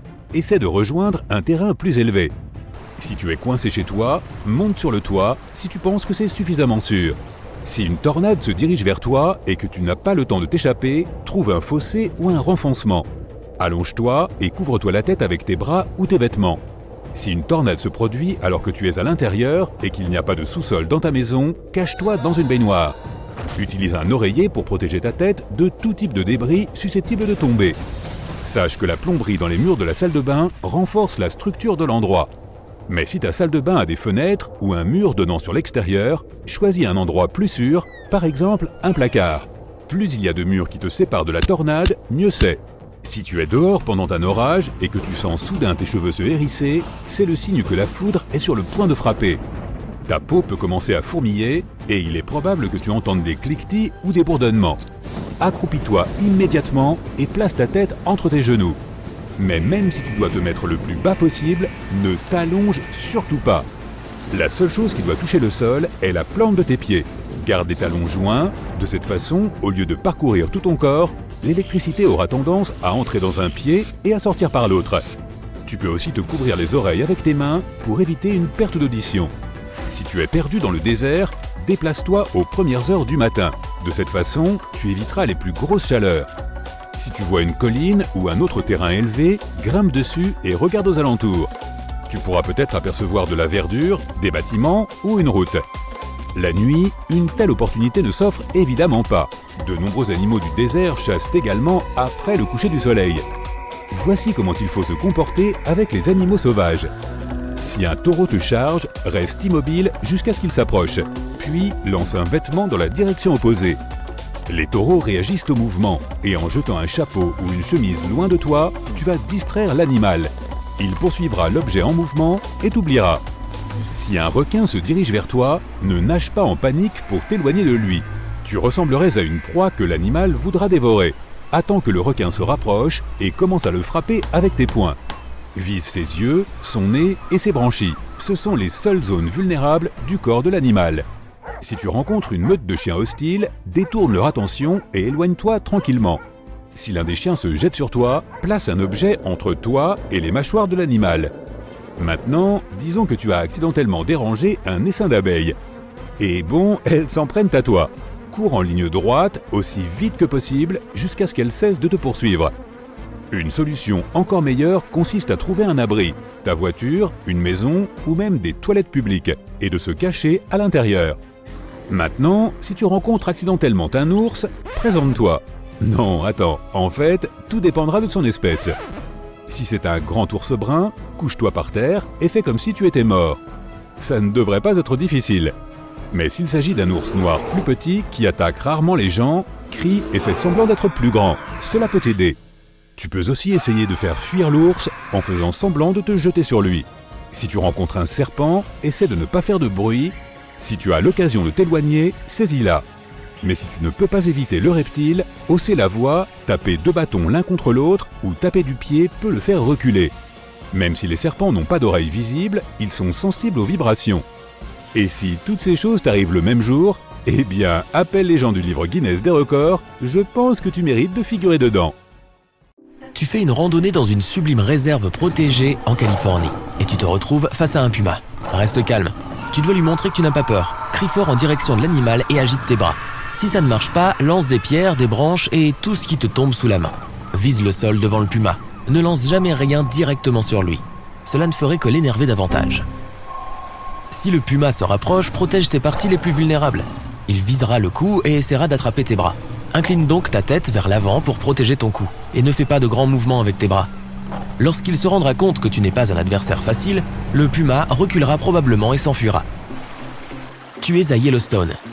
Ici, tu te retrouves face à face avec un grizzly. Il boit de l'eau dans un ruisseau. La distance de sécurité est de 60 mètres. Le grizzly t'a repéré. Il se dresse sur ses pattes arrière et regarde dans ta direction. Il a maintenant la taille d'un joueur de basketball de taille normale et il pèse près de 360 kg. Tu n'as donc aucune chance de gagner. Tu dois rester figé sur place. Les grizzlies ont une mauvaise vue, donc il se peut qu'ils ne te voient pas. Mais ensuite, ils commencent à marcher dans ta direction. Ne lui tourne pas le dos et n'essaie pas de courir le plus vite possible. Il te poursuivra. Tu dois paraître plus grand que tu ne l'es vraiment. Agite tes bras et écarte tes jambes un peu plus. Parle et crie constamment en direction de l'ours. Il comprendra que tu n'es pas un simple cerf. Essaie de faire un bruit de métal. Si tu as de la nourriture sur toi, ne la jette pas à l'ours. Pose-la par terre et continue de reculer en face de l'animal. S'il commence à courir vers toi, ta seule chance est de te coucher par terre et de rester figé. Les ours ne sont pas des charognards. Donc s'il pense que tu n'es pas vivant, il va juste te renifler, hausser les épaules et s'en aller. Maintenant, tu vas faire de la plongée sur la côte de la Floride. Tu dois te protéger du grand requin blanc. Ne porte jamais de bijoux brillants et voyants quand tu te baignes. Ils attirent les requins. Et ne te baigne jamais la nuit. C'est à ce moment-là qu'ils sortent pour chercher de la nourriture. Beaucoup de projections d'eau peuvent également attirer ce prédateur marin. Mais si le requin nage quand même vers toi, la règle est la suivante. Fais tout ce qui est en ton pouvoir pour l'affronter et gagner. Essaie de rester calme et de nager vers la plage. Si le requin te prend pour de la nourriture, il n'y a qu'une seule chose qui peut l'effrayer. Essaie de frapper le requin sur le nez, les yeux ou les branchies. Maintenant, tu es en Afrique. Ici, dans les hautes herbes de la savane, tu vois un lion. Et le pire, c'est qu'il te voit aussi. La première chose que tu dois faire est de maintenir le contact visuel. Ne tourne pas le dos au lion. Et ne cours pas. Ce prédateur de 2 mètres, qui pèse autant que 3 adultes, court vers toi à la vitesse d'une voiture sur l'autoroute. Mais il s'arrête brusquement et continue à te fixer. Les lions font souvent semblant de charger pour effrayer leur adversaire. À ce stade, tu dois paraître beaucoup plus grand que tu ne l'es réellement. Écarte les bras et fais des grands bruits. Le lion peut alors faire une autre fausse charge. Et si tu ne bouges pas, le lion se rendra compte que tu es un adversaire de taille et repartira dans l'autre sens. Attention, la lionne est bien plus dangereuse que le mâle. Si elle garde ses bébés, elle ne s'arrêtera jamais et tu n'auras aucune chance. Ta Jeep de safari t'emmène à l'endroit suivant. Tu vois des éléphants qui boivent paisiblement de l'eau. Ces animaux peuvent mesurer 3 mètres de haut et peser autant que 2 4x4. Ils peuvent même renverser des voitures avec leur puissante défense. Et voilà justement que l'un d'eux te voit et remue ses grandes oreilles. C'est du bluff. Avec ses oreilles, l'éléphant veut paraître plus grand et te faire fuir. Il a aussi peur et ne se précipitera pas sur toi. Tu dois faire comprendre à la bête que tu ne la menaces pas. Ne crie pas et n'agite pas tes bras. Recule lentement jusqu'à ce que tu aies quitté l'espace personnel de l'éléphant. Mais s'il court vers toi avec les oreilles contre la tête, il ne bluffe pas. Grimper à un arbre n'est pas une bonne option pour le moment. Il pourrait frapper l'arbre et te faire tomber. Il pourrait même le faire basculer avec son gros tronc. Tu dois courir en zigzag. L'éléphant est lourd et il lui est difficile de changer de direction rapidement. Donc petit à petit, tu vas commencer à t'éloigner de lui. Mais n'oublie pas qu'un éléphant peut courir à 40 km/h. Il est donc peu probable que tu lui échappes. Passons maintenant au fleuve Nil, en Égypte. On y trouve le plus grand nombre de crocodiles au monde. Si tu fais du camping, installe-toi à une distance d'au moins 50 mètres de la rive. De cette façon, le crocodile ne trouvera pas ton campement la nuit. Ne quitte jamais le crocodile des yeux. Il peut profiter de ce moment et te prendre par surprise. Leur vitesse de pointe est seulement de 16 km/h, mais ils peuvent faire des charges de 13 mètres par seconde à partir de l'eau. Donc la seule chance de survivre est de rester hors de l'eau. Sinon, les points faibles du crocodile sont les yeux, le bout du nez et la membrane de la gorge. Cette membrane empêche l'eau de pénétrer dans la gorge du crocodile. Lorsque tu fuis un crocodile, fais attention à ne pas tomber sur un hippopotame. C'est l'un des animaux les plus dangereux au monde. Ils peuvent avoir la taille d'une voiture de tourisme et peser autant qu'un gros éléphant. En plus, ils peuvent courir aussi vite que les chevaux. Donc ils sont sûrs de te dépasser dans un sprint. L'essentiel est de ne pas les effrayer. Si tu es à une bonne distance de sécurité, attire son attention avec un bruit fort. En général, il essaiera de s'éloigner de toi. Profite de cet instant pour reculer toi aussi. Mais si tu vois un hippopotame bâiller, c'est le signe que tu violes sa zone de confort. Ils peuvent ouvrir leur gueule à 180 degrés et ont la force de morsure d'un crocodile. Tu ne pourras donc pas le vaincre et tu dois t'enfuir. La meilleure option est de grimper à un arbre ou à quelque chose en hauteur. Les hippopotames ont du mal à grimper en hauteur. Et si tu parviens à t'échapper, tu seras l'une des rares personnes à avoir survécu à un face-à-face avec un hippopotame. Il y a aussi des buffles qui vivent ici dans la savane. Ils peuvent être aussi hauts qu'un homme adulte et peser 1 tonne. Et contrairement aux lions et aux éléphants, ils ne font pas de fausses charges. Si tu vois cette machine foncer sur toi, elle a certainement de mauvaises intentions. Leurs cornes puissantes et leurs crânes peuvent plier des plaques de métal. Ils peuvent transformer une voiture neuve en un tas de ferraille. On ne peut jamais distancer un bison. Ta seule option est donc de trouver l'arbre le plus proche et de courir vers lui, avant même que le buffle commence sa charge. Si tu tombes sur un serpent, tu dois rester figé sur place. Il existe une infinité d'espèces de serpents, et tu ne sais pas si ton adversaire est venimeux ou non. Tu dois donc absolument éviter de te faire mordre. Fais des mouvements lents et fluides vers l'arrière. Si le serpent te suit, arrête-toi et commence à taper du pied. Les fortes vibrations du sol devraient le faire fuir. Si le serpent te mord quand même, essaie de te rappeler exactement à quoi il ressemble. Mieux encore, prends une photo de lui. Pour neutraliser le venin, tu dois prendre un antidote contre le venin spécifique de cette espèce de serpent. Tu es maintenant en route pour l'Asie du Nord-Est. Alors que tu traverses une jungle dense, tu aperçois une clairière. Plusieurs sangliers sauvages y broutent paisiblement. L'un d'entre eux est une femelle avec plusieurs petits. Elle est prête à tout pour les protéger. Alors elle est particulièrement agressive avec son entourage. Oups, elle t'a repéré. Prépare-toi à te défendre. Si le sanglier pousse des cris aigus et perçants, il va te frapper. La première chose à faire est de rester calme et de ne pas bouger. Tu as de bonnes chances que le sanglier continue son chemin. Mais tu vois qu'il commence à courir. Tu as alors plusieurs options. Tu peux t'enfuir. Tu peux faire face à l'ennemi ou grimper à l'arbre le plus proche. La première option est mauvaise, les sangliers peuvent courir aussi vite que Usain Bolt. Et lorsqu'il te rattrapera, ses défenses pointues ne te laisseront aucune chance. Option B, rester où tu es. Faux. Un sanglier peut peser autant qu'une moto et être presque aussi long qu'un adulte. Un coup à 40 km/h te mettra à terre. Donc la bonne option est de grimper à l'arbre le plus proche. S'il n'y a pas d'arbre, grimpe sur une voiture ou un grand rocher. Tu dois être dans une position plus élevée que le sanglier. Quand il se rendra compte qu'il ne peut pas t'atteindre, il te laissera tranquille. Globalement, la chose la plus importante est de rester à l'écart des sangliers, de ne jamais essayer de les nourrir ou de les provoquer.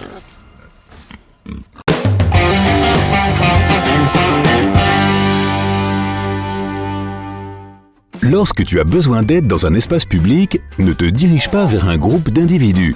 Adresse-toi plutôt à une seule personne. En raison de ce qu'on appelle l'effet du témoin, le groupe de personnes ne saura pas comment t'aider. Cette théorie de la psychologie sociale stipule que les gens sont moins susceptibles de te porter secours lorsque d'autres personnes sont présentes autour d'eux. Ils pensent que quelqu'un d'autre du groupe va forcément aller t'aider et passent donc leur chemin. Si tu conduis en ville ou dans une zone avec des rues qui se croisent à l'identique et que tu penses être suivi, tourne 4 fois à droite ou à gauche. Tu te retrouveras au même endroit qu'avant et si la voiture derrière toi fait aussi la même chose, tu es en effet probablement suivi. Ne rentre pas chez toi et essaie plutôt de les semer. Si tu es à l'extérieur quand un orage s'approche et que tes cheveux se dressent sur ta tête, trouve immédiatement un abri. Si tes cheveux sont dressés, cela signifie que des charges électriques positives traversent ton corps et se dirigent vers les charges négatives de l'orage. Alors tu risques d'être frappé par la foudre. Si tu ne peux pas t'abriter, accroupis-toi sur le sol, sur la plante des pieds. Mets tes mains sur tes genoux et ta tête entre les deux. En te faisant aussi petit que possible, tu minimiseras le contact avec le sol et les problèmes liés à la foudre. Emporte toujours un petit miroir avec toi lorsque tu voyages dans des régions isolées. Il te sera très utile si tu te perds. Si tu restes bloqué dans le désert et qu'un avion passe au-dessus de toi, dirige le miroir vers lui pour réfléchir la lumière. Si tu n'as pas de miroir, fais des signes avec tes bras de haut en bas pour que les avions qui passent au-dessus de toi aient une chance de te voir. Si tu es bloqué quelque part dans ta voiture, ne l'abandonne pas. Il est plus facile pour les sauveteurs de repérer ton véhicule. Contrairement à ce que l'on voit à la télévision, quand quelqu'un est sur le point de se noyer, il ne te fera pas de signe ni pourra crier. Il aura la tête penchée vers l'arrière, submergé dans l'eau. Il essaiera de garder sa bouche à la surface en utilisant ses bras. Lorsque tu vois quelqu'un qui essaie de flotter ou qui bouge dans tous les sens, comme pour se hisser hors de l'eau, c'est qu'il essaie de sortir sa tête de l'eau et il a besoin d'aide urgente. Si tu ne sais pas nager et que tu tombes dans des eaux profondes, ne panique pas. Retiens ton souffle et laisse-toi remonter tranquillement à la surface. Garde ton dos et tes jambes bien droits. essaie de donner des petits coups de pied pour ramener ton corps à la surface. Si tu essaies de sauver quelqu'un qui ne sait pas nager, ne t'approche jamais directement de lui. Il est probable qu'il te fera couler car il sera en panique. Approche-toi par derrière, glisse ton bras sur sa poitrine et assure-toi que ses mains ne sont pas face à toi. S'il t'attrape, il peut te pousser vers le bas. Essaie de nager en dessous de lui, remonte un peu plus loin et essaie de l'aider à nouveau. Si tu rencontres un grizzly, ce n'est pas ton jour de chance. Ne cours pas et n'établis aucun contact visuel. Parle lentement s'il est encore loin de toi. Mais s'il te charge, reste immobile. Tu ne réussiras pas à le distancer. Parle d'une voix claire et monotone et ne crie pas. Avant de partir, tu peux faire des recherches pour voir s'il y a des grizzlies à l'endroit où tu voyages, pour emporter une bombe au poivre ou un répulsif à ours. Si un ours se trouve à moins de 7,60 m de toi, utilise le spray. S'il t'attaque, mets-toi en boule et allonge-toi par terre. Reste tranquille, ne bouge pas et ne panique pas jusqu'à ce qu'il s'en aille. Si un ours polaire te poursuit, mais qu'il est loin, essaie d'enlever quelques vêtements. Un chapeau, un foulard ou une chemise et pars en courant. Les ours polaires ont une courte durée d'attention et ils peuvent s'arrêter pour renifler tes vêtements. Cela te donnera le temps de te mettre à l'abri. Si tu as eu une rencontre avec les deux ours, rappelle-moi de ne jamais partir en vacances avec toi.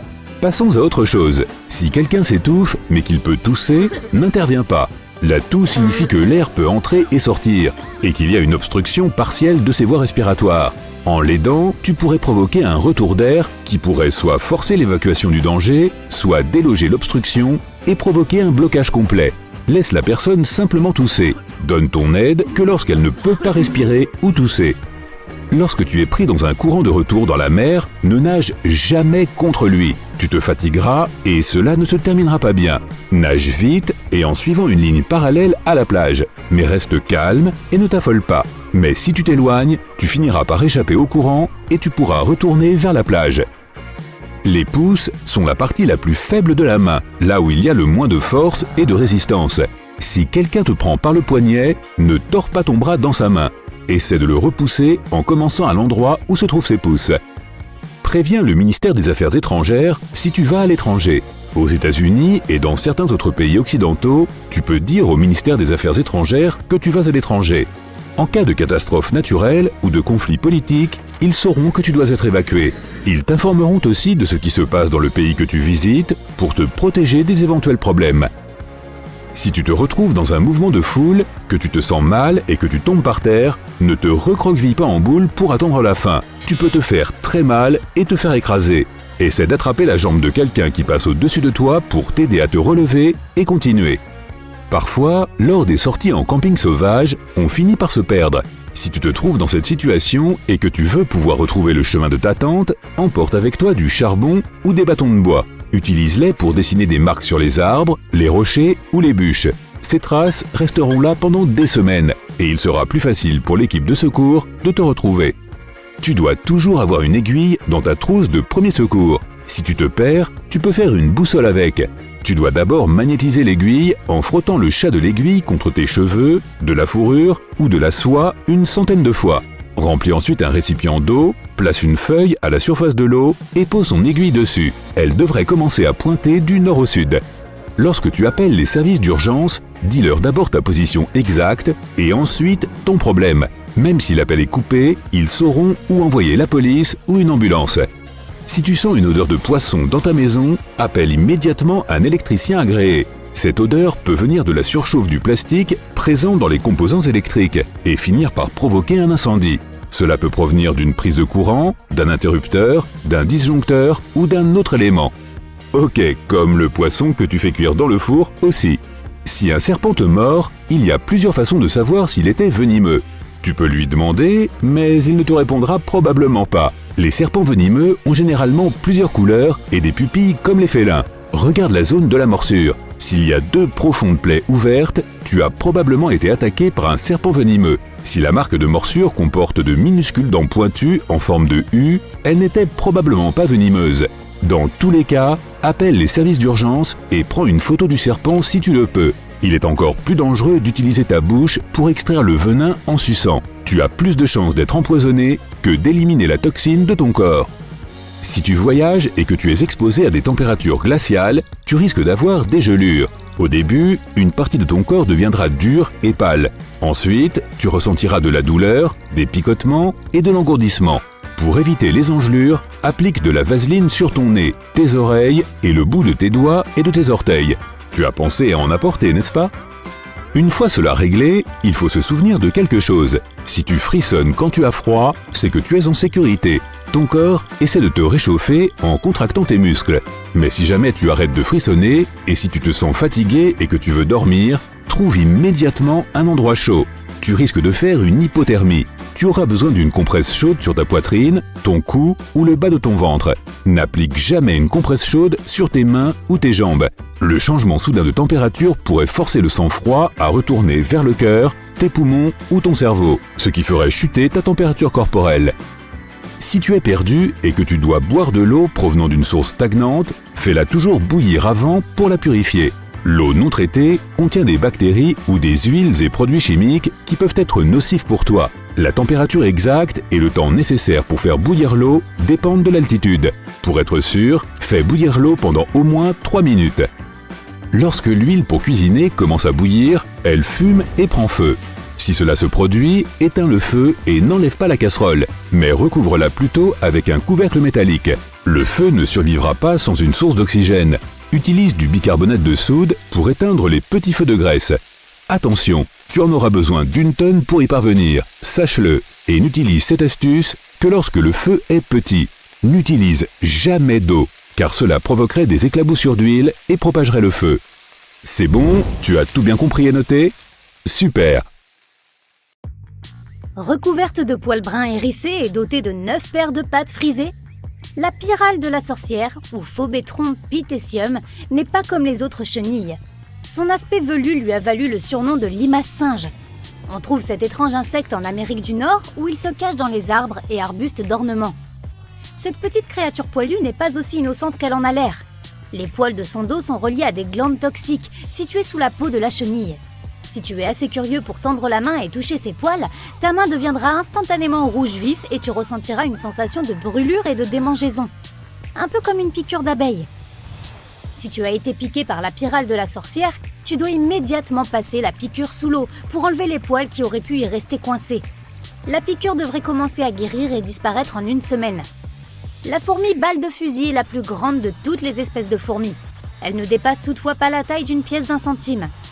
Tu auras de plus grandes chances de croiser cette fourmi dans les pays comme le Nicaragua et le Paraguay, au cœur des forêts tropicales. Elle a beau être petite, sa piqûre est jusqu'à 30 fois plus douloureuse que la piqûre d'une guêpe ou d'une abeille.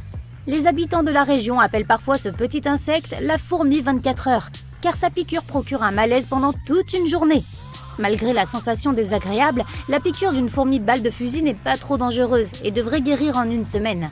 Ces fourmis ont une habitude particulière qui pourrait permettre d'éviter facilement leur puissante piqûre. Elles dégagent une odeur aussi forte que dégoûtante pour faire fuir les prédateurs. Alors si tu te retrouves un jour à faire un trek dans la forêt tropicale et que tu sens une odeur intensément désagréable, ne t'approche pas. Les Triatominae ressemblent à des blattes standards. Mais elles sont plus élancées, elles ne possèdent pas d'ailes et ont un motif à rayures particulier sur le dos. Et attention, ces insectes sont tous sauf mignons. On les trouve généralement dans les états chauds du sud des États-Unis et ces petites bestioles se cachent partout, dans les fissures, sous les lits et dans les meubles. Ces insectes sont surnommés punaises vampires car ils ne sortent que la nuit. Bien que leur piqûre ne soit pas trop douloureuse, elle peut être incroyablement dangereuse. Il est fréquent que les humains soient allergiques à la salive de la Triatominae et si c'est le cas, sa piqûre provoquera d'incroyables démangeaisons de la peau. Ces punaises sont également porteuses d'un dangereux parasite qui affecte gravement la plupart des humains. Si jamais tu te fais piquer par une Triatominae, assure-toi de consulter ton médecin le plus rapidement possible. Le frelon géant est la plus grande espèce de frelon au monde. Il arbore des rayures jaunes et noires. Sa taille et sa forme permettent de le distinguer des abeilles et des guêpes. Le frelon géant est beaucoup plus grand et plus élancé qu'un bourdon et beaucoup plus long qu'une guêpe. Ces frelons vivent au Japon, où ils se déplacent en colonies comptant jusqu'à 700 individus. Les personnes qui ont déjà été piquées par le frelon géant comparent cela au fait d'être brûlées par un tisonnier ardent. Si tu as la malchance d'être piqué par l'un de ces insectes, appelle immédiatement une ambulance et, en attendant son arrivée, lave la piqûre à l'eau froide. L'araignée veuve noire est l'une des arachnides la plus notoirement dangereuse du règne animal. À peu près de la taille d'un trombone, les marques rouges en forme de sablier sur le ventre de l'araignée permettent de la distinguer facilement. Ces bestioles se déplacent souvent seules et on peut les trouver dans les régions chaudes, dans des abris sombres et secs comme les sous-sols ou les garages. Les veuves noires sont considérées comme les araignées les plus venimeuses de France, autant que d'Amérique du Nord. Leur venin est 15 fois plus puissant que celui d'un serpent à sonnette. Étrangement, la piqûre d'une veuve noire n'est pas particulièrement douloureuse. Elle ressemble plus à une piqûre d'épingle, mais elle peut te rendre incroyablement malade. Si tu croises une veuve noire dans ta cave, ne l'énerve pas car elle ne pique que si elle est agacée. Si tu te fais piquer, va immédiatement aux urgences. Les médecins pourront te proposer un antivenin à la veuve noire qui réduit les symptômes de la piqûre. La guêpe commune est une espèce dangereuse de guêpe que l'on trouve dans le monde entier. Elle arbore des motifs jaunes et noirs bien visibles. Le jaune est bien plus vif que celui de la plupart des autres guêpes. Ces guêpes communes vivent en grandes colonies et construisent leurs nids dans les arbres, les buissons et même sous terre. Si tu tombes sur un nid de guêpes, éloigne-toi lentement et fais attention à ne pas les menacer ou les énerver. Leur piqûre n'est certainement pas une sensation agréable. Alors que nombre de gens pensent que les scorpions sont apparentés aux crabes et aux autres crustacés, ce n'est en fait pas le cas. Les scorpions sont un type d'arachnides, ce qui signifie qu'ils sont étroitement liés aux araignées. On a tendance à les trouver dans les climats chauds et secs comme les déserts. Les scorpions sortent le plus souvent la nuit et ce sont des prédateurs connus pour piquer à vue. Leur piqûre ressemble à celle d'une guêpe, mais elle peut être beaucoup plus dangereuse. Les piqûres de scorpions ont tendance à accélérer le rythme cardiaque et à provoquer des difficultés respiratoires. Si un scorpion te pique, lave immédiatement la plaie et contacte un professionnel de santé qui pourra t'administrer un traitement antivenin contre les piqûres de scorpions. Il existe un peu moins de 300 espèces différentes de fourmis Solenopsis dans le monde. Toutes les espèces ont la même piqûre puissante. Ce sont de minuscules insectes qui se déplacent en grandes colonies et ont une couleur marron clair distincte, presque rouge. Ces fourmis de feu se trouvent majoritairement aux États-Unis et sont attirées par la nourriture. Elles ont tendance à s'incruster dans de nombreux pique-niques auxquels elles ne sont pas conviées. La piqûre de cette fourmi est incroyablement irritante, mais heureusement pas très dangereuse. Passer la piqûre sous l'eau froide devrait aider à calmer les démangeaisons, et la piqûre devrait disparaître en 1 semaine environ. Si tu as une réaction plus grave que des démangeaisons, assure-toi de consulter ton médecin au plus vite. Les abeilles à miel font partie des insectes que nous aimons le plus. Elles pollinisent nos fleurs, fabriquent le délicieux miel que nous mangeons et nous laissent généralement tranquilles. Les abeilles à miel sont des insectes sociaux qui vivent en grandes colonies. Étonnamment, la piqûre d'une abeille à miel ordinaire peut être extrêmement dangereuse pour certaines personnes, notamment les personnes âgées. Si une abeille te pique, retire immédiatement le dard qui sera logé dans ta peau. Lave la zone avec de l'eau et du savon. La piqûre devrait guérir en 1 semaine. Si tu souffres de conditions plus graves, tu dois immédiatement consulter un médecin. Les guêpes Pepsi sont de longs insectes minces avec de belles ailes de couleur rouille et des antennes jaunes. On les trouve surtout dans les forêts tropicales d'Asie, d'Amérique et d'Afrique. Elles ont tendance à vivre seules et font leur nid en s'enfouissant dans le sol. Si jamais tu croises une guêpe Pepsi, assure-toi de t'éloigner très lentement. Ces insectes n'attaquent que s'ils sentent une menace. On pense que les guêpes Pepsi sont l'une des piqûres les plus douloureuses au monde. La douleur est incroyablement intense et dure de 3 à 4 minutes. Une fois ce délai passé, la piqûre ne nécessitera pas de soins urgents et devrait guérir d'elle-même. La guêpe guerrière est une espèce particulière. Contrairement aux autres guêpes, la guêpe guerrière n'a pas de rayures jaunes mais est entièrement noire. Si noire qu'elle en a presque l'air bleue. Certaines personnes surnomment cet insecte la guêpe tambourinante. Lorsqu'un étranger s'approche, les guêpes battent des ailes de façon synchronisée comme les tambours d'une fanfare. Les guêpes guerrières préfèrent les climats plus chauds et on peut les trouver dans les forêts tropicales d'Amérique du Sud. De toutes les espèces de guêpes, la guêpe guerrière a la piqûre la plus douloureuse. Elle ne nécessite toutefois aucune aide médicale d'urgence et devrait guérir en 1 semaine. On peut trouver le mille-pattes géant d'Amazonie dans les climats tropicaux d'Amérique du Sud et des Caraïbes. D'une couleur rouge caractéristique, c'est la plus grande espèce de mille-pattes au monde et il peut mesurer jusqu'à 30 cm de long. Le mille-pattes géant possède un venin dangereux pour les autres insectes et les animaux plus petits, mais ne présente pas de danger pour les humains. Néanmoins, sa piqûre est toujours désagréable et provoque une sensation de brûlure. Si tu te fais piquer par l'une de ces bestioles, les symptômes peuvent durer de quelques heures à quelques jours. Et si ta réaction est plus grave, tu sais ce qu'il faut faire. Va voir ton médecin. Tu te réveilles au milieu de la nuit avec le sentiment que quelqu'un te regarde dans l'obscurité. Tu ouvres les yeux et tu vois Oh, salut Biscuit! Ton hamster domestique que tu as recueilli hier est assis juste devant toi. Et il a un côté... primitif. Soudain, le hamster se lève sur ses pattes arrière et hurle comme un loup. Seulement beaucoup plus fort, comme un sifflet. Puis Biscuit se précipite à la fenêtre, te regarde une dernière fois et saute dans la rue. Mais qu'est-ce que c'était que ça? Calme-toi, c'est juste que ce que tu as pris pour un hamster était en fait une souris loup-garou, ou tout simplement une souris sauterelle. C'est une super chasseuse, elle est agile, rapide et ne ressent pas la douleur. Cette souris vit en Amérique du Nord et n'aime pas creuser des trous. Pourquoi travailler si tu peux chasser les propriétaires hors de leur maison? Cette jolie boule de poils s'attaque aux sauterelles, aux serpents et aux araignées, mais elle aime par-dessus tout les proies dangereuses. Les centruroïdes sculpturatus de l'Arizona sont extrêmement venimeux, mais notre mignonne ici, elle s'en fiche. Au cours de millions d'années d'évolution, ce rongeur a appris à transformer les neurotoxines du scorpion en une boisson énergétique. Le venin est pour cette souris comme 100 tasses de café pour toi, et en plus, il lui permet de ne pas ressentir la douleur. Plus il y a de venin dans le corps de la souris, plus elle ressemble à un viking qui aurait perdu la tête. Après la bataille, cette souris lève la tête vers le ciel nocturne et hurle. Le son ressemble plus à un sifflement, mais il est très fort. Si l'animal hurlait au centre d'un terrain de football, tu l'entendrais depuis les tribunes. Ah, tout de même! Ainsi, la souris se fait connaître et dit à tout le monde « Je suis le patron ici, alors ne vous avisez pas de me contrarier ». Tu n'y crois pas? Demande au pauvre scorpion. Par exemple, lorsque tu t'es réveillé dans ta chambre, ta souris était en train de pousser un chant de victoire. Elle venait peut-être de chasser un insecte venimeux qui s'était infiltré dans ta chambre. La nature a eu pitié de l'humanité et a fait de la souris sauterelle une petite bestiole. Mais si tu en vois une à proximité, vraiment, prends tes jambes à ton cou. Cela signifie que la souris loup-garou est en train de chasser et qu'il y a un scorpion quelque part dans les environs. Les bébés souris, même en captivité, restent agressifs. Ils sont comme les enfants spartiates de l'Antiquité. Dès les premiers jours de leur vie, ils sont prêts à se battre. Imagine que tu as un emploi dans une entreprise chargée de créer notre planète. Tu arrives au bureau et ton patron te dit « Toi, le nouveau, j'ai besoin d'un projet pour un nouvel animal sur mon bureau ce soir. » Sous la pression, tu essaies un peu trop fort et le résultat est l'ornithorynque. Cet animal est couvert d'une fourrure douce, il a une queue comme celle d'un castor, des nageoires et un bec de canard. Il pond des œufs, mais nourrit ses petits avec du lait. Tu as vraiment une imagination débordante. Les mâles ont des aiguillons venimeux sur leurs pattes arrière. Ce venin n'est pas dangereux pour l'homme, mais il vaut mieux éviter de le caresser. S'il te pique avec son aiguillon, tu souffriras pendant une semaine de douleurs intenses. Quel animal a le plus mauvais tempérament de la planète? C'est facile, le ratel. C'est surtout qu'il ressemble à une moufette qui fréquenterait une salle de lutte 5 fois par semaine.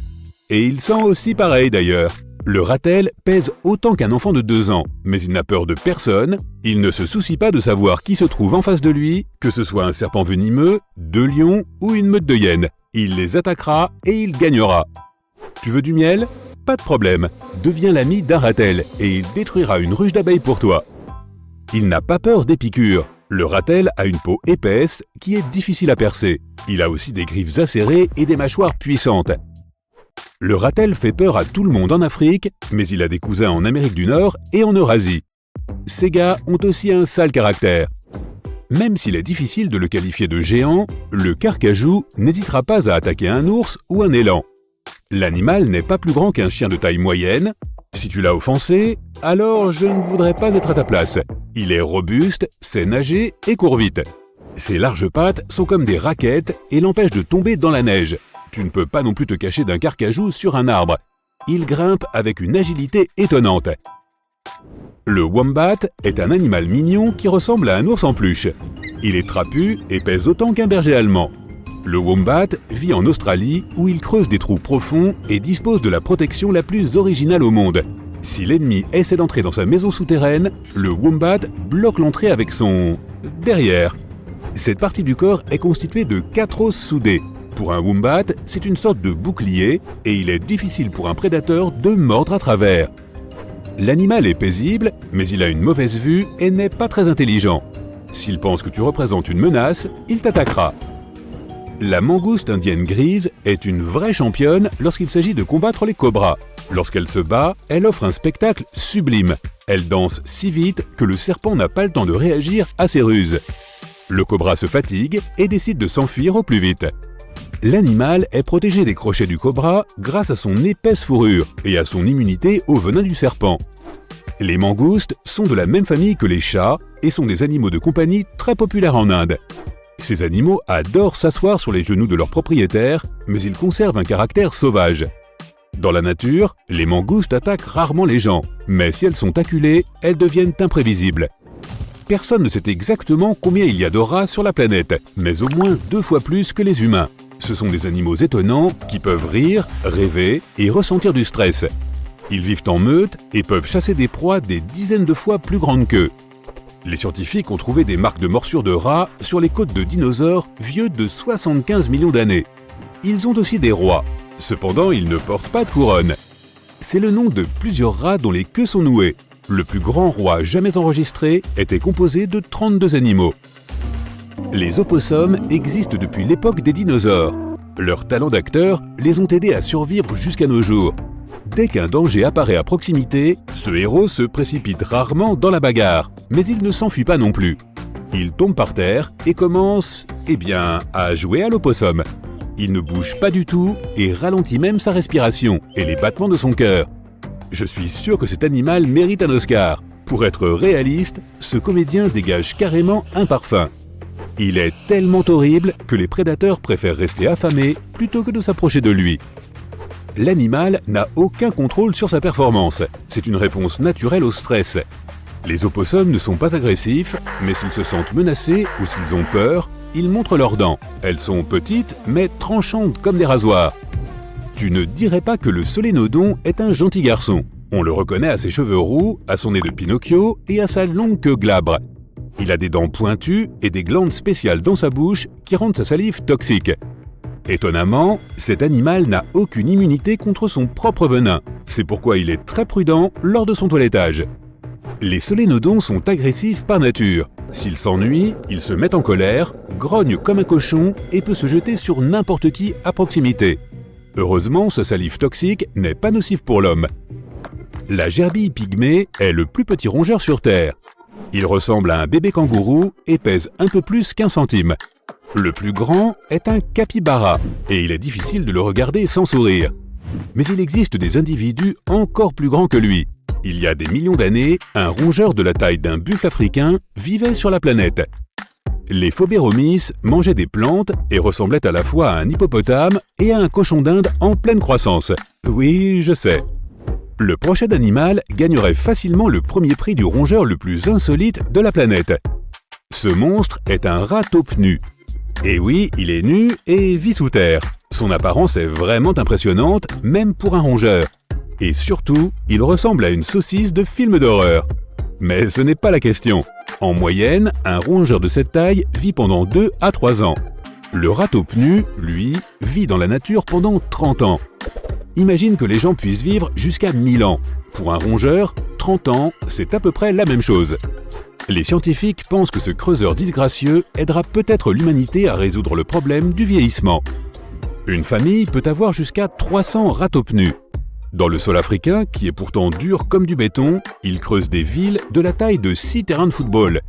Les gens ne voient pas souvent ces rats, ils viennent rarement à la surface et ne boivent pas d'eau. Ces rongeurs s'hydratent grâce aux racines des plantes. Il est temps de te dégourdir les jambes et de faire une promenade dans le parc. Le soleil brille et tu profites de ce beau temps et de la vie en général. C'est là que tu aperçois un nuage vertical qui grandit rapidement. D'un blanc éclatant au début, il s'approche à une vitesse alarmante, se densifiant et prenant une couleur d'encre. Le ciel s'assombrit et une rafale de vent fait s'envoler ton chapeau. Et puis tes cheveux commencent à se dresser sur ta tête. C'est le moment de courir pour sauver ta vie. Tu es sur le point d'être frappé par la foudre. En ce moment même, des charges positives s'élèvent dans ton corps. Elles se dirigent vers la partie de l'orage chargée négativement. Si tu ne réagis pas rapidement, ces charges opposées se rencontreront et cela se terminera mal pour toi. Si tu ne peux te cacher nulle part, accroupis-toi et essaie de te rendre plus petit que les objets qui t'entourent. Ne t'allonge pas à plat sur le sol. Il peut être humide et donc très conducteur. Il y a aussi d'autres signes qui signalent un danger pendant un orage.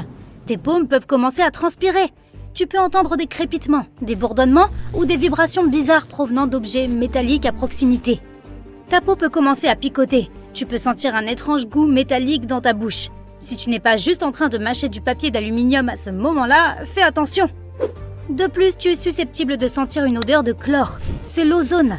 Les charges électriques divisent les molécules d'azote et d'oxygène, qui sont les principaux gaz formant l'atmosphère, en atomes séparés. Lorsque ces atomes se réunissent à nouveau, certains d'entre eux produisent des molécules composées de 3 atomes d'oxygène. C'est l'ozone. Tu peux la sentir pendant un orage parce que les courants descendants la font descendre des hautes altitudes jusqu'au niveau de ton nez. Tu peux savoir à quel point un orage est proche en mesurant le temps entre le moment où tu as vu un éclair et celui où tu entends le tonnerre. 3 secondes représentent environ 1 kilomètre. Le ciel au-dessus de ta tête s'assombrit et prend une teinte verte inquiétante. Quelque chose te frappe sur la joue. Aïe! Ça fait mal! Tu ramasses l'objet en question, c'est un énorme grêlon.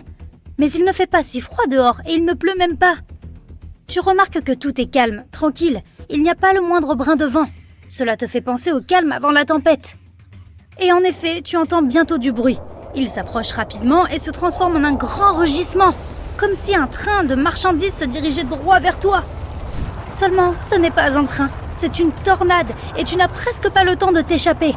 L'entonnoir n'est pas visible derrière un nuage de débris, mais impossible de confondre cette colonne d'air en rotation avec quoi que ce soit d'autre. Si la tornade te surprend sur la route, éloigne-toi le plus possible de ta voiture. Cela évitera que le véhicule ne soit projeté vers toi. Trouve un fossé, allonge-toi dedans et couvre-toi la tête. Si tu es à l'intérieur, éloigne-toi des fenêtres et réfugie-toi sous terre si possible. Maintenant, tu es au bord de la mer. Tu te promènes sur le rivage et tu profites d'une légère brise. Soudain, le sol se met à trembler sous tes pieds. Ce doit être un tremblement de terre. La prochaine bizarrerie que tu remarques est l'eau qui se retire sur la plage à une vitesse folle. Elle dévoile derrière elle le fond de l'océan, les récifs et même les poissons. C'est alors que tu entends un grondement lointain. C'est un tsunami et tu n'as que quelques minutes pour sauver ta vie. Dirige-toi immédiatement vers un point élevé. Une vague géante se dirige déjà vers le rivage. Ce n'est pas la seule façon dont un tsunami peut s'abattre sur toi. Il ne vient pas nécessairement s'écraser contre le rivage comme une série de vagues énormes. Un tsunami peut ressembler à une marée montante très rapide. Il va généralement de pair avec de fortes turbulences sous-marines. Il entraîne les gens sous la surface de l'eau et projette des objets lourds dans toutes les directions. Tu peux aussi remarquer que l'eau de mer bouillonne, tourbillonne et crée des motifs bizarres. C'est un autre signe certain qu'un tsunami arrive. Ton chien est agité. Il gratte la porte d'entrée, arpente l'appartement et essaie de se cacher dans un recoin. Habituellement calme et docile, le toutou hurle et aboie à présent. La météo est complètement détraquée depuis plusieurs jours. Il fait anormalement chaud un jour et froid le lendemain. De plus, tu as remarqué que le ruisseau près de ta maison s'agite de plus en plus, bouillonnant à mesure qu'il passe. Ce n'est que lorsque les verres commencent à teinter dans ton armoire que tu réalises ce que cela signifie. Le cliquetis est produit par les secousses préliminaires, de minuscules tremblements de terre menant à l'événement principal. Les tremblements de terre se produisent souvent en série. S'il y a plusieurs tremblements de terre faibles, il est possible qu'un tremblement de terre beaucoup plus important se prépare. Un peu avant la catastrophe, tu pourrais remarquer des lumières bleues bizarres. Certaines d'entre elles semblent venir du sol, d'autres semblent flotter dans les airs, immobiles. Il s'agit de ce qu'on appelle les lumières sismiques. Émises par les roches soumises à de fortes contraintes, elles peuvent être vues des jours ou des secondes avant que le sol ne commence à trembler. Toutefois, certains experts doutent de l'existence de ces lumières sismiques. Si tu penses qu'un tremblement de terre est sur le point de se produire et qu'il y a un poisson-chat dans ton aquarium, fais attention à son comportement. Les scientifiques ont prouvé que cette espèce peut réagir au tremblement de terre en avance. Les poissons deviennent agités lorsque l'activité sismique est élevée. De même, certains insectes peuvent sentir venir une tempête. Ils se préparent à la catastrophe naturelle en arrêtant tout mouvement. C'est pourquoi si tu remarques que beaucoup d'insectes autour de toi ont l'air apathiques, cherche vite un abri. Quant aux abeilles, elles peuvent prédire les fortes pluies. Elles commencent à travailler beaucoup plus dur la veille du jour où il commence à pleuvoir. Les vagues carrées se produisent lorsque deux configurations de houle différentes se percutent. Ce phénomène a l'air génial, mais seulement si tu le regardes depuis le rivage. Ne pense même pas à te mettre à l'eau pour jouer dans de telles vagues. Les courants transversaux peuvent facilement t'entraîner sous la surface, même si tu es un bon nageur. Et si tu vois des vagues agitées transportant des débris et des algues, reste aussi hors de l'eau. Cela peut être le signe d'un fort courant de retour.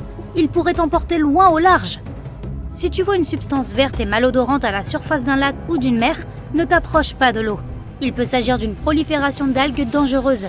Tu ne seras pas capable de dire si elles sont toxiques ou non au premier regard. C'est pourquoi il vaut mieux ne pas s'en approcher. 3 à 4 jours avant l'arrivée d'un ouragan, la surface de la mer ou de l'océan peut gonfler jusqu'à 2 mètres de haut. Les vagues frappent le rivage toutes les 9 secondes. Plus l'ouragan est proche, plus les vagues s'écrasent rapidement contre le rivage. Elles sont aussi plus hautes, parfois jusqu'à 5 mètres. Le ciel est parsemé de nuages légers et duveteux. Environ 36 heures avant que l'ouragan n'atteigne le rivage, la pression atmosphérique commence à baisser. Après cela, le vent accélère. Des nuages étirés, ressemblant à des cheveux, apparaissent dans le ciel. 18 heures avant que l'ouragan n'atteigne le rivage, le ciel s'ouvre et il commence à pleuvoir. L'eau de pluie inonde souvent les zones de basse altitude, atteignant jusqu'à 4,5 mètres. 12 heures avant l'ouragan, un puissant coup de vent commence à apporter des débris. 6 heures avant que l'ouragan ne touche terre, la vitesse du vent est déjà de 145 km/h. Il est assez fort pour briser et même déraciner des arbres, projeter de gros débris et retourner des voitures. Au fait, mettons que tu sois en train de naviguer et qu'il y ait des requins qui tournent autour de ton bateau. Garde un œil sur eux. Si les prédateurs te laissent soudainement tranquille et se dirigent vers les eaux profondes, cela peut signifier qu'un ouragan se rapproche. Retourne sur la terre ferme aussi vite que possible et préviens tes proches. Si pendant une période de forte pluie tu entends un bruit de grondement, il peut s'agir d'une crue soudaine qui se déplace dans ta direction. Si tu es près d'une rivière à ce moment-là, tu pourrais voir des débris descendre avec le courant. L'eau peut changer de couleur et devenir plus boueuse et plus sombre. Ces signes devraient te mettre en garde contre les dangers qui te guettent.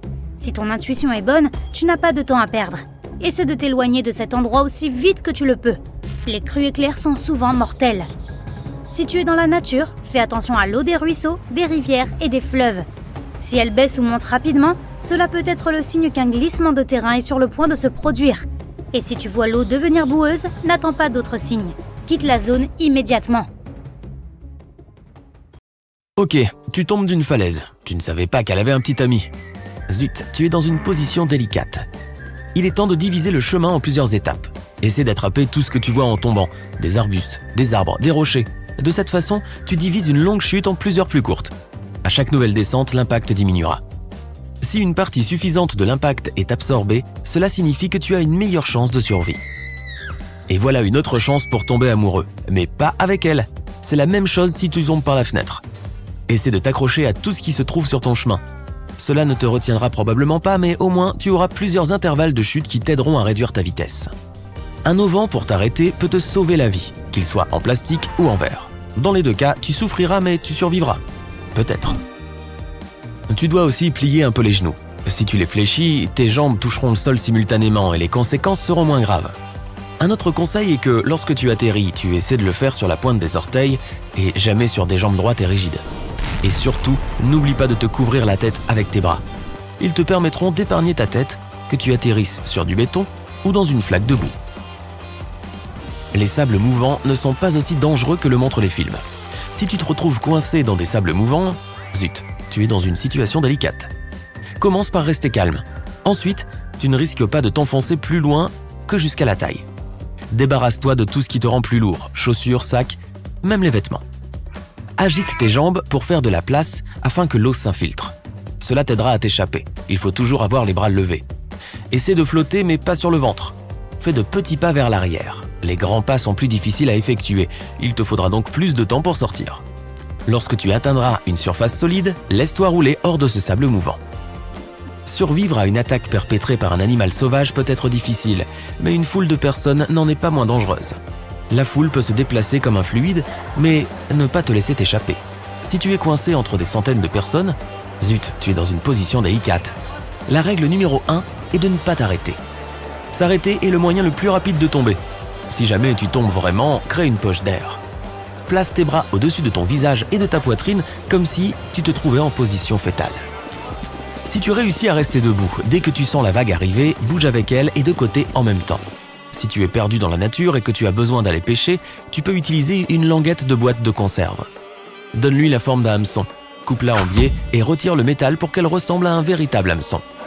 L'essentiel est de créer une pointe acérée. Une boîte de conserve peut aussi devenir une cuisinière de fortune. Prends une boîte de conserve et découpe un trou sur le côté. Mets du bois d'allumage à l'intérieur et allume-le. Tu peux faire frire un œuf par-dessus.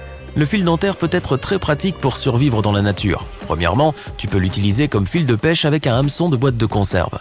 Il peut également servir de corde à linge tendue entre deux arbres. Il est fin, mais un seul bout peut supporter jusqu'à 2,2 kg.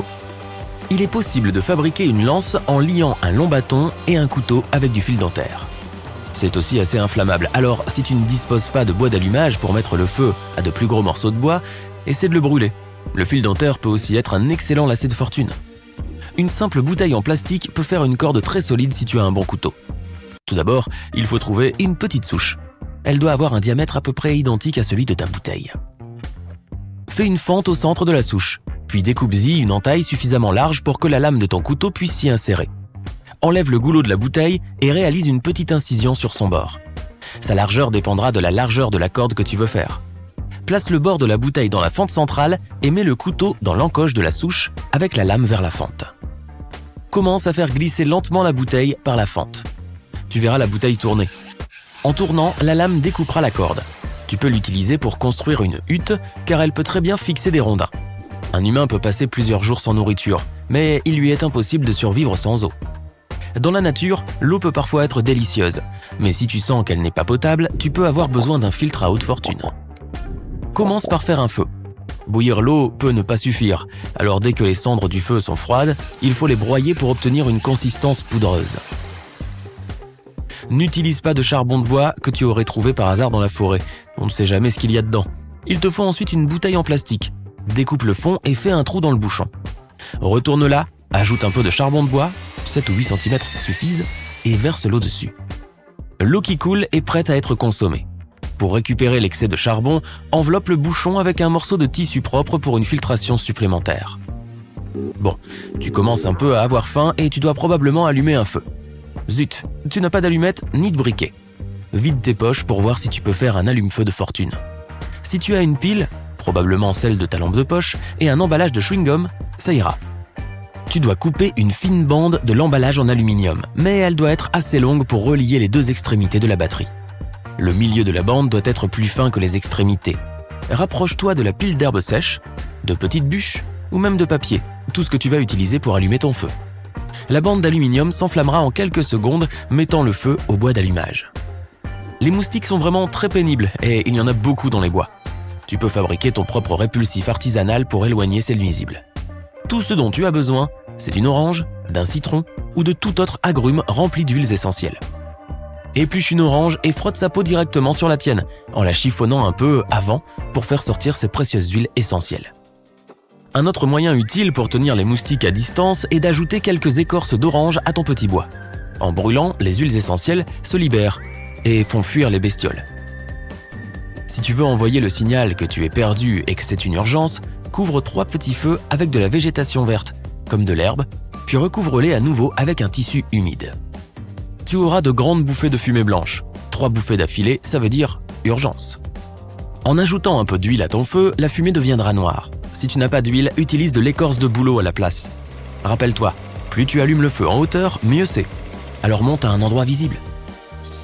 Si quelqu'un t'a attaché les mains ensemble, zut, tu es dans une situation délicate. La première chose à faire est de bouger les poignets pour desserrer ce lien. Les cordes peuvent généralement être coupées par friction contre des objets durs et tranchants. Si tu es attaché avec un collier de serrage, essaie de le casser. Serre les poings, presse les articulations, lève les mains au-dessus de la tête, puis abaisse-les brusquement. La pression va permettre de briser le lien. Tu peux aussi essayer de te dégager du nœud du collier de serrage. Si tu serres d'abord les poings, tes poignets s'élargiront, ce qui aura pour effet de desserrer les liens. Lorsque tu détends tes mains, les liens se relâchent, ce qui te permet éventuellement de te glisser hors du nœud. Le ruban adhésif peut être mâché, ou si tu le mouilles, il deviendra plus malléable et plus facile à détacher. Tu peux même l'humidifier avec ta salive. Traverser un courant d'eau peut être plus dangereux que ce que l'on croit. Lors de la traversée, il faut choisir une section droite et large. Avant d'entrer dans l'eau, il faut vérifier si le courant n'est pas trop rapide. Jette-y un bâton, et si celui-ci va plus vite que ton rythme de marche moyen, envisage de traverser à un autre endroit. Ou alors essaie de trouver un bateau qui se trouve à proximité. Pourquoi faire compliqué après tout ? C'était un survol de routine pour les gardes-côtes. Des kilomètres et des kilomètres d'océan d'un bleu profond. Soudain, les gardes ont remarqué un drapeau étrange sur une île déserte située entre Key West et Cuba. Ils sont descendus de 150 mètres pour voir ce qui s'y passait. 2 hommes et une femme agitaient les mains en signe de détresse. Il était évident qu'ils avaient besoin d'être immédiatement secourus. L'équipage n'a pas pu atterrir tout de suite à cause du mauvais temps, mais ils ont largué de la nourriture, de l'eau et une radio afin de découvrir pourquoi ils étaient là. Ils ont appris que les naufragés se trouvaient aux Bahamas depuis 33 jours déjà.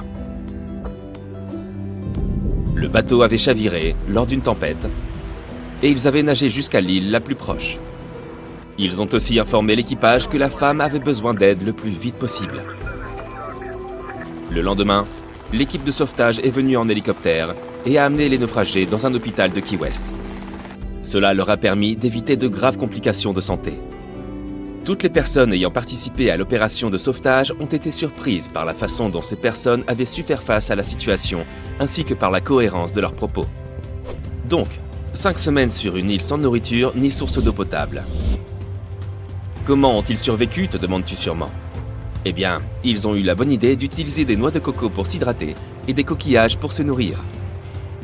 Et ils ont eu une étincelle de génie en fabriquant un drapeau afin que d'éventuels sauveteurs puissent les voir. Voilà l'un des secrets pour survivre si tu te trouves un jour dans une situation similaire. Brûle du bois humide ou mouillé pour faire de la fumée. Dispose des fusées éclairantes en triangle, empile de grosses pierres pour écrire SOS ou Help.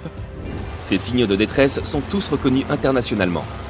Si tu changes d'emplacement pour une raison quelconque, laisse derrière toi une flèche faite de pierres indiquant la direction que tu as prise. Pour que le sauveteur puisse aussi t'entendre, fabrique un sifflet à partir d'un gland. Tiens un gland des 2 mains entre ton pouce et ton index. Fais un triangle avec tes pouces près du sommet du gland. Tiens-le près de ta bouche et souffle un peu d'air dans le triangle. Tu devras t'entraîner un peu pour obtenir un volume sonore suffisant. Ah, c'était trop fort! Si tu te perds, souviens-toi de la règle de 3 pour rester calme et faire les bonnes choses dans le bon ordre. Tu peux survivre 3 minutes sans air, 3 heures dans une température extrême, 3 jours sans eau et 3 semaines sans nourriture. Commence par construire un abri, puis va chercher de l'eau et seulement ensuite occupe-toi de la nourriture. Si tu as plus de chances que les naufragés des Bahamas et que tu as des allumettes sur toi, rends-les imperméables. Recouvre-les d'une fine couche de vernis à ongles transparent et laisse-les bien sécher. Pour avoir toujours quelque chose pour les allumer, colle un morceau de papier de verre sur le couvercle d'une boîte en plastique et place tes allumettes à l'intérieur. Tu fais tes bagages pour une randonnée? Les vêtements en coton ne te protégeront pas et ne te tiendront pas au chaud dans la nature. Il leur faut une éternité pour sécher quand tu as transpiré ou qu'il a plu, et les vêtements humides perdent de la chaleur 25 fois plus vite que les vêtements secs. Si tu ne veux pas geler, opte pour du polyester, du nylon ou de la laine. Emporte des serviettes en microfibre qui sèchent en 1 heure. C'est quoi ce bourdonnement? Avant de t'enfuir en courant, horrifié, rappelle-toi que la présence d'abeilles est un bon signe. En général, elles ne s'éloignent jamais de plus de 6 à 8 km d'une source d'eau. Mais elle a l'air plutôt sale, non? Tu peux utiliser ton t-shirt ou un bandana comme filtre à eau. Place une de ses extrémités dans un récipient rempli d'eau boueuse, placé au-dessus d'un récipient vide qui recevra l'eau propre. L'autre partie se place là. L'eau se déversera à l'intérieur et sera nettoyée au passage. Veille à faire bouillir l'eau filtrée avant de la boire. Tu n'as plus d'eau? Les arbres sont la solution. Ils perdent toujours un peu d'eau dans l'atmosphère, donc tu n'as plus qu'à la récupérer. Trouve un arbre vert et touffu avec beaucoup de branches. Au lever du soleil, attache un sac en plastique sur la branche qui a le plus de feuilles de manière à les recouvrir complètement. Ajoute une petite pierre dans le sac pour lui donner un peu de poids. Pendant la journée, l'eau des feuilles se condensera directement dans ton sac. Le produit final sera si pur que tu n'auras même pas besoin de le filtrer. Si tu vois un halo autour du soleil, c'est un signe clair que la pression est sur le point de baisser. Elle apportera sûrement de la pluie ou de la neige dans les prochaines 24 à 36 heures. Si le halo est brisé, tu peux même prédire d'où viendra la tempête. Du côté endommagé. On dirait qu'une tempête arrive. Tu peux te fabriquer un mini-abri en sac poubelle imperméable pour rester au sec et au chaud. Fais simplement un trou pour ton visage et enfile-le. Utilise aussi 2 sacs pour garder tes pieds au sec. Si tu entends le tonnerre, compte les secondes qui le séparent de l'éclair. Si c'est moins de 30 secondes, tu dois te cacher quelque part car l'orage est trop proche. Si ça t'est impossible, reste à l'écart des grands arbres solitaires. Si vous êtes en groupe, répartissez-vous pour minimiser les risques que tout le monde soit frappé par la foudre. Tu peux aussi construire un abri en forme de triangle à partir d'un sac poubelle. Trouve quelques bâtons pour fabriquer la structure centrale. Fends le sac pour en faire une sorte de couverture et recouvre-la avec. Utilise 4 pierres pour maintenir les coins au sol. Sac poubelle ou pas, ne construis jamais ton abri sur un sol humide ou au sommet d'une colline. Le vent peut souffler très fort la nuit. Et il n'y aura pas d'arbre pour protéger ton abri qui pourra s'envoler. Maintenant que tu t'es trouvé un abri, fabrique-toi un bon lit à l'intérieur. Utilise des feuilles ou de l'herbe sèche. Place-les sous tes vêtements ou tes couvertures pour obtenir une couche isolante supplémentaire. Cette astuce fonctionne aussi bien en hiver qu'en été. Tu risques toujours de perdre plus de chaleur corporelle que tu ne peux en produire. Tu n'as pas de corde sur toi? Tu peux en fabriquer une toi-même à partir des plantes. Trouve de longues herbes, ou encore mieux, des herbes sèches. Et tisse-les ensemble en une tresse ou simplement en un cordon. Tu peux aussi utiliser l'écorce des arbres ou des branches que tu trouves par terre. Avant de t'aventurer dans la nature, surtout dans les régions sauvages où il y a beaucoup de buissons et de forêts, assure-toi que tes lacets ne se prendront pas dans les branches. Fixe les extrémités libres du ruban adhésif en toile sur le haut de ta cheville. Et voilà, tu ne tomberas pas. Tout du moins, pas à cause de tes lacets défaits. En te préparant pour ton aventure, apprends au moins à faire un nœud de base. Crois-moi, cela pourrait te sauver la vie. Le nœud de chaise t'aidera si tu as besoin d'attacher quelque chose à une corde avec une boucle. Plus tu tires fort, plus le nœud est serré. Pose la corde en travers de ta main et forme une petite boucle. Tire l'extrémité libre vers le haut et fais-la passer dans le trou par le dessous. Ça te semble trop compliqué? Souviens-toi de ceci. Le lapin sort du trou, fait le tour de l'arbre, puis redescend dans le trou. Alors voilà, tu dois enrouler la corde autour de la partie droite et la faire passer ensuite à travers la boucle. Maintenant serre-la et ton nœud est prêt. Si tu as de la nourriture sur toi que tu aimerais conserver plus longtemps, mets-la dans un sac en plastique ou un morceau de tissu fin et ferme-le. Tu peux utiliser un élastique, une barrette ou une corde. Creuse un trou dans la terre assez profondément pour y placer ta nourriture. Couvre-le avec une serviette afin que les animaux ne le découvrent pas avant que tu reviennes. Remplis le trou de terre et ajoute un peu de mousse, de paille ou de feuilles pour le dissimuler davantage. S'il y a de la glace ou de la neige à disposition, utilise-la pour garder ta nourriture au frais. N'oublie pas de marquer ta cachette d'une manière ou d'une autre. Tu pourras ainsi facilement la retrouver plus tard. Il te reste maintenant 2 ou 3 jours avant que tes denrées périssables ne se gâtent. Tu es en vacances et les choses tournent terriblement mal. Si tu tombes d'une falaise, fais de ton mieux pour te raccrocher à des obstacles et descendre en plusieurs étapes. Chacun des segments absorbera une partie de l'impact de la chute. Et tu auras beaucoup plus de chances de survivre. Essaie de t'accrocher à un objet solide comme un buisson ou un rocher, en allant vers le bas pour ralentir ton mouvement. Un morceau de bois ou une planche peut également être utile, car il peut t'aider à amortir ta chute lorsque tu touches le sol. Si ta casserole a pris feu, ne l'emmène pas dehors ou n'essaie pas d'éteindre le feu avec de l'eau, cela aggravera la situation. Couvre les flammes avec un couvercle en métal, de cette manière, tu enlèveras la source d'oxygène. Tes mouvements doivent être rapides, mais doux et calmes.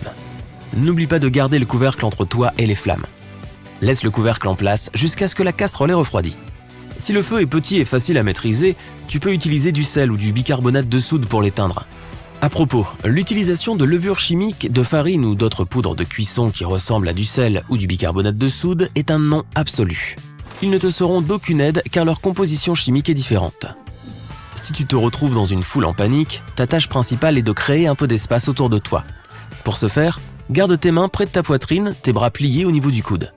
Les boxeurs utilisent souvent cette position pour protéger leurs organes vitaux. Ne traverse pas le chemin de la foule.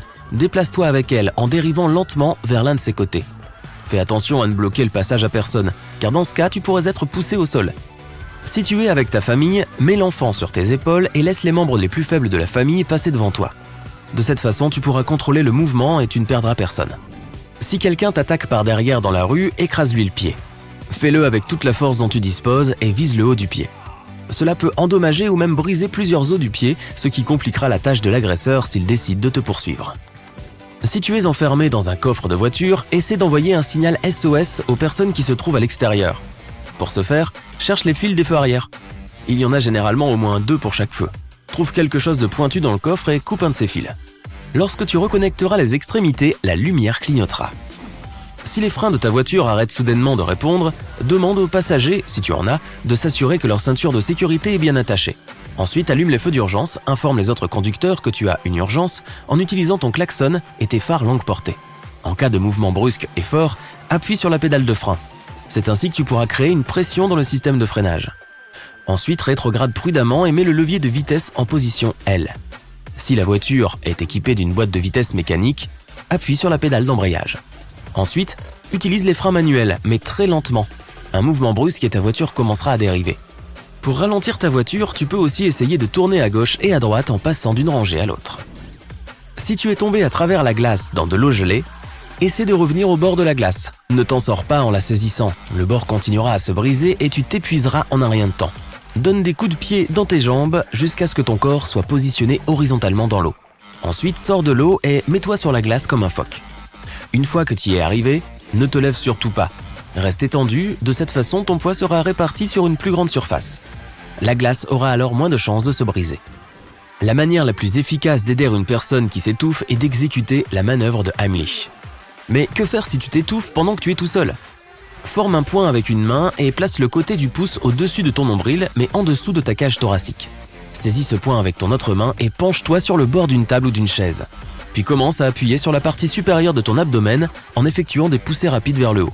Répète-les jusqu'à ce que le corps étranger ressorte. Tu peux également te mettre sur tes genoux et tes coudes et ensuite lancer tes bras en avant très rapidement. Tu tomberas à plat sur le sol, les bras tendus devant toi et ta poitrine et ton ventre heurteront le sol. Cela va pousser l'air hors de tes poumons et avec un peu de chance, déloger l'objet coincé dans tes voies respiratoires. L'ensemble du processus sera douloureux mais il peut te sauver la vie. Si tu es en mer et que tu aperçois un tourbillon qui vient vers toi, ne panique pas. Si tu comprends de quel côté il tourne, déplace-toi et utilise le courant du tourbillon pour te catapulter hors de danger. Si tu commences à le combattre, tu risques d'être attiré à l'intérieur. Il est également possible qu'un tourbillon se dissolve ou s'affaiblisse plus près du fond. Si tu es pris au piège, respire à fond et attends une opportunité pour nager vers le haut et la direction opposée. Si tu es coincé dans un ascenseur qui chute, allonge-toi sur le dos et essaie d'occuper le plus d'espace possible. La graisse et les muscles de ton corps sont compressibles. Ils absorberont la force de l'impact. Si tu ne peux pas t'allonger, opte pour la position assise. Elle est toujours meilleure que la position debout. Ton dos agira comme un airbag dans une voiture. Mais quelle que soit la position que tu adoptes, essaie de te couvrir la tête. La meilleure façon de le faire est de mettre un bras devant ton visage et l'autre à l'arrière de ton cou. Un orage peut te surprendre en plein air et tu n'auras nulle part où te cacher.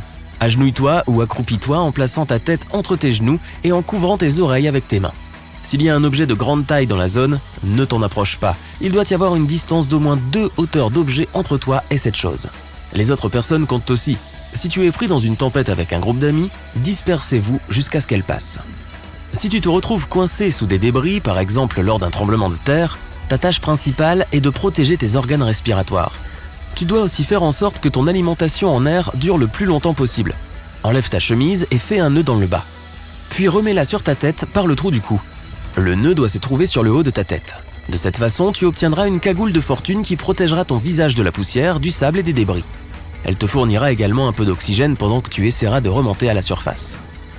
Si tu vois une tornade se rapprocher et que tu n'as pas de sous-sol dans ta maison, allonge-toi dans une baignoire. Utilise un oreiller pour protéger ta tête de toutes sortes de débris qui pourraient tomber. Les experts affirment que la plomberie dans les murs de la salle de bain ajoute une résistance structurelle à cet endroit. Mais si ta salle de bain a des fenêtres ou un mur extérieur, opte pour un endroit plus sûr, par exemple un placard. Plus il y a de murs qui te séparent de la tornade, mieux c'est. La fumée est la chose la plus dangereuse dans un incendie de maison. Si tu te retrouves piégé dans un bâtiment en feu, reste bas et rampe vers la sortie la plus proche. La fumée monte généralement jusqu'au plafond. C'est pourquoi le fait de t'accroupir peut t'aider à éviter de l'inhaler. Si tu as un morceau de tissu ou un mouchoir, mets-le contre ta bouche. Il agira comme un filtre contre la fumée. Si tu es coincé dans des sables mouvants, fais tout ce que tu peux pour garder ta tête et tes bras au-dessus de la surface à tout moment. Commence à remuer doucement tes jambes. Les sables mouvants devraient remplir l'espace qu'il occupait autrefois. Dès que tu le peux, étends-toi sur le dos. Cela augmentera ta surface. Continue à faire de petits mouvements jusqu'à ce que tes jambes soient libres. Tu peux aussi faire des mouvements de dos avec tes bras. Cela t'aidera à sortir tes jambes. Si tu es pris dans une avalanche et que tu es traîné par une énorme masse de neige, essaie de rester au-dessus de celle-ci. Pour ce faire, fais des mouvements de nage avec tout ton corps comme si tu allais à contre-courant de la rivière. Lorsque tu sens que l'avalanche ralentit, essaie de soulever quelque chose à sa surface. Il peut s'agir de ton bras, de ta jambe ou d'un bâton de ski. De cette façon, les sauveteurs te trouveront plus facilement. Avec l'autre main, crée une petite poche d'air devant ton visage. Essaie de ralentir ta respiration pour économiser le plus d'air possible. En résumé, si toutes ces choses t'arrivent encore et encore, tu n'as pas beaucoup de chance, n'est-ce pas? Alors s'il te plaît, ne m'invite pas à te rejoindre lors de tes prochaines vacances.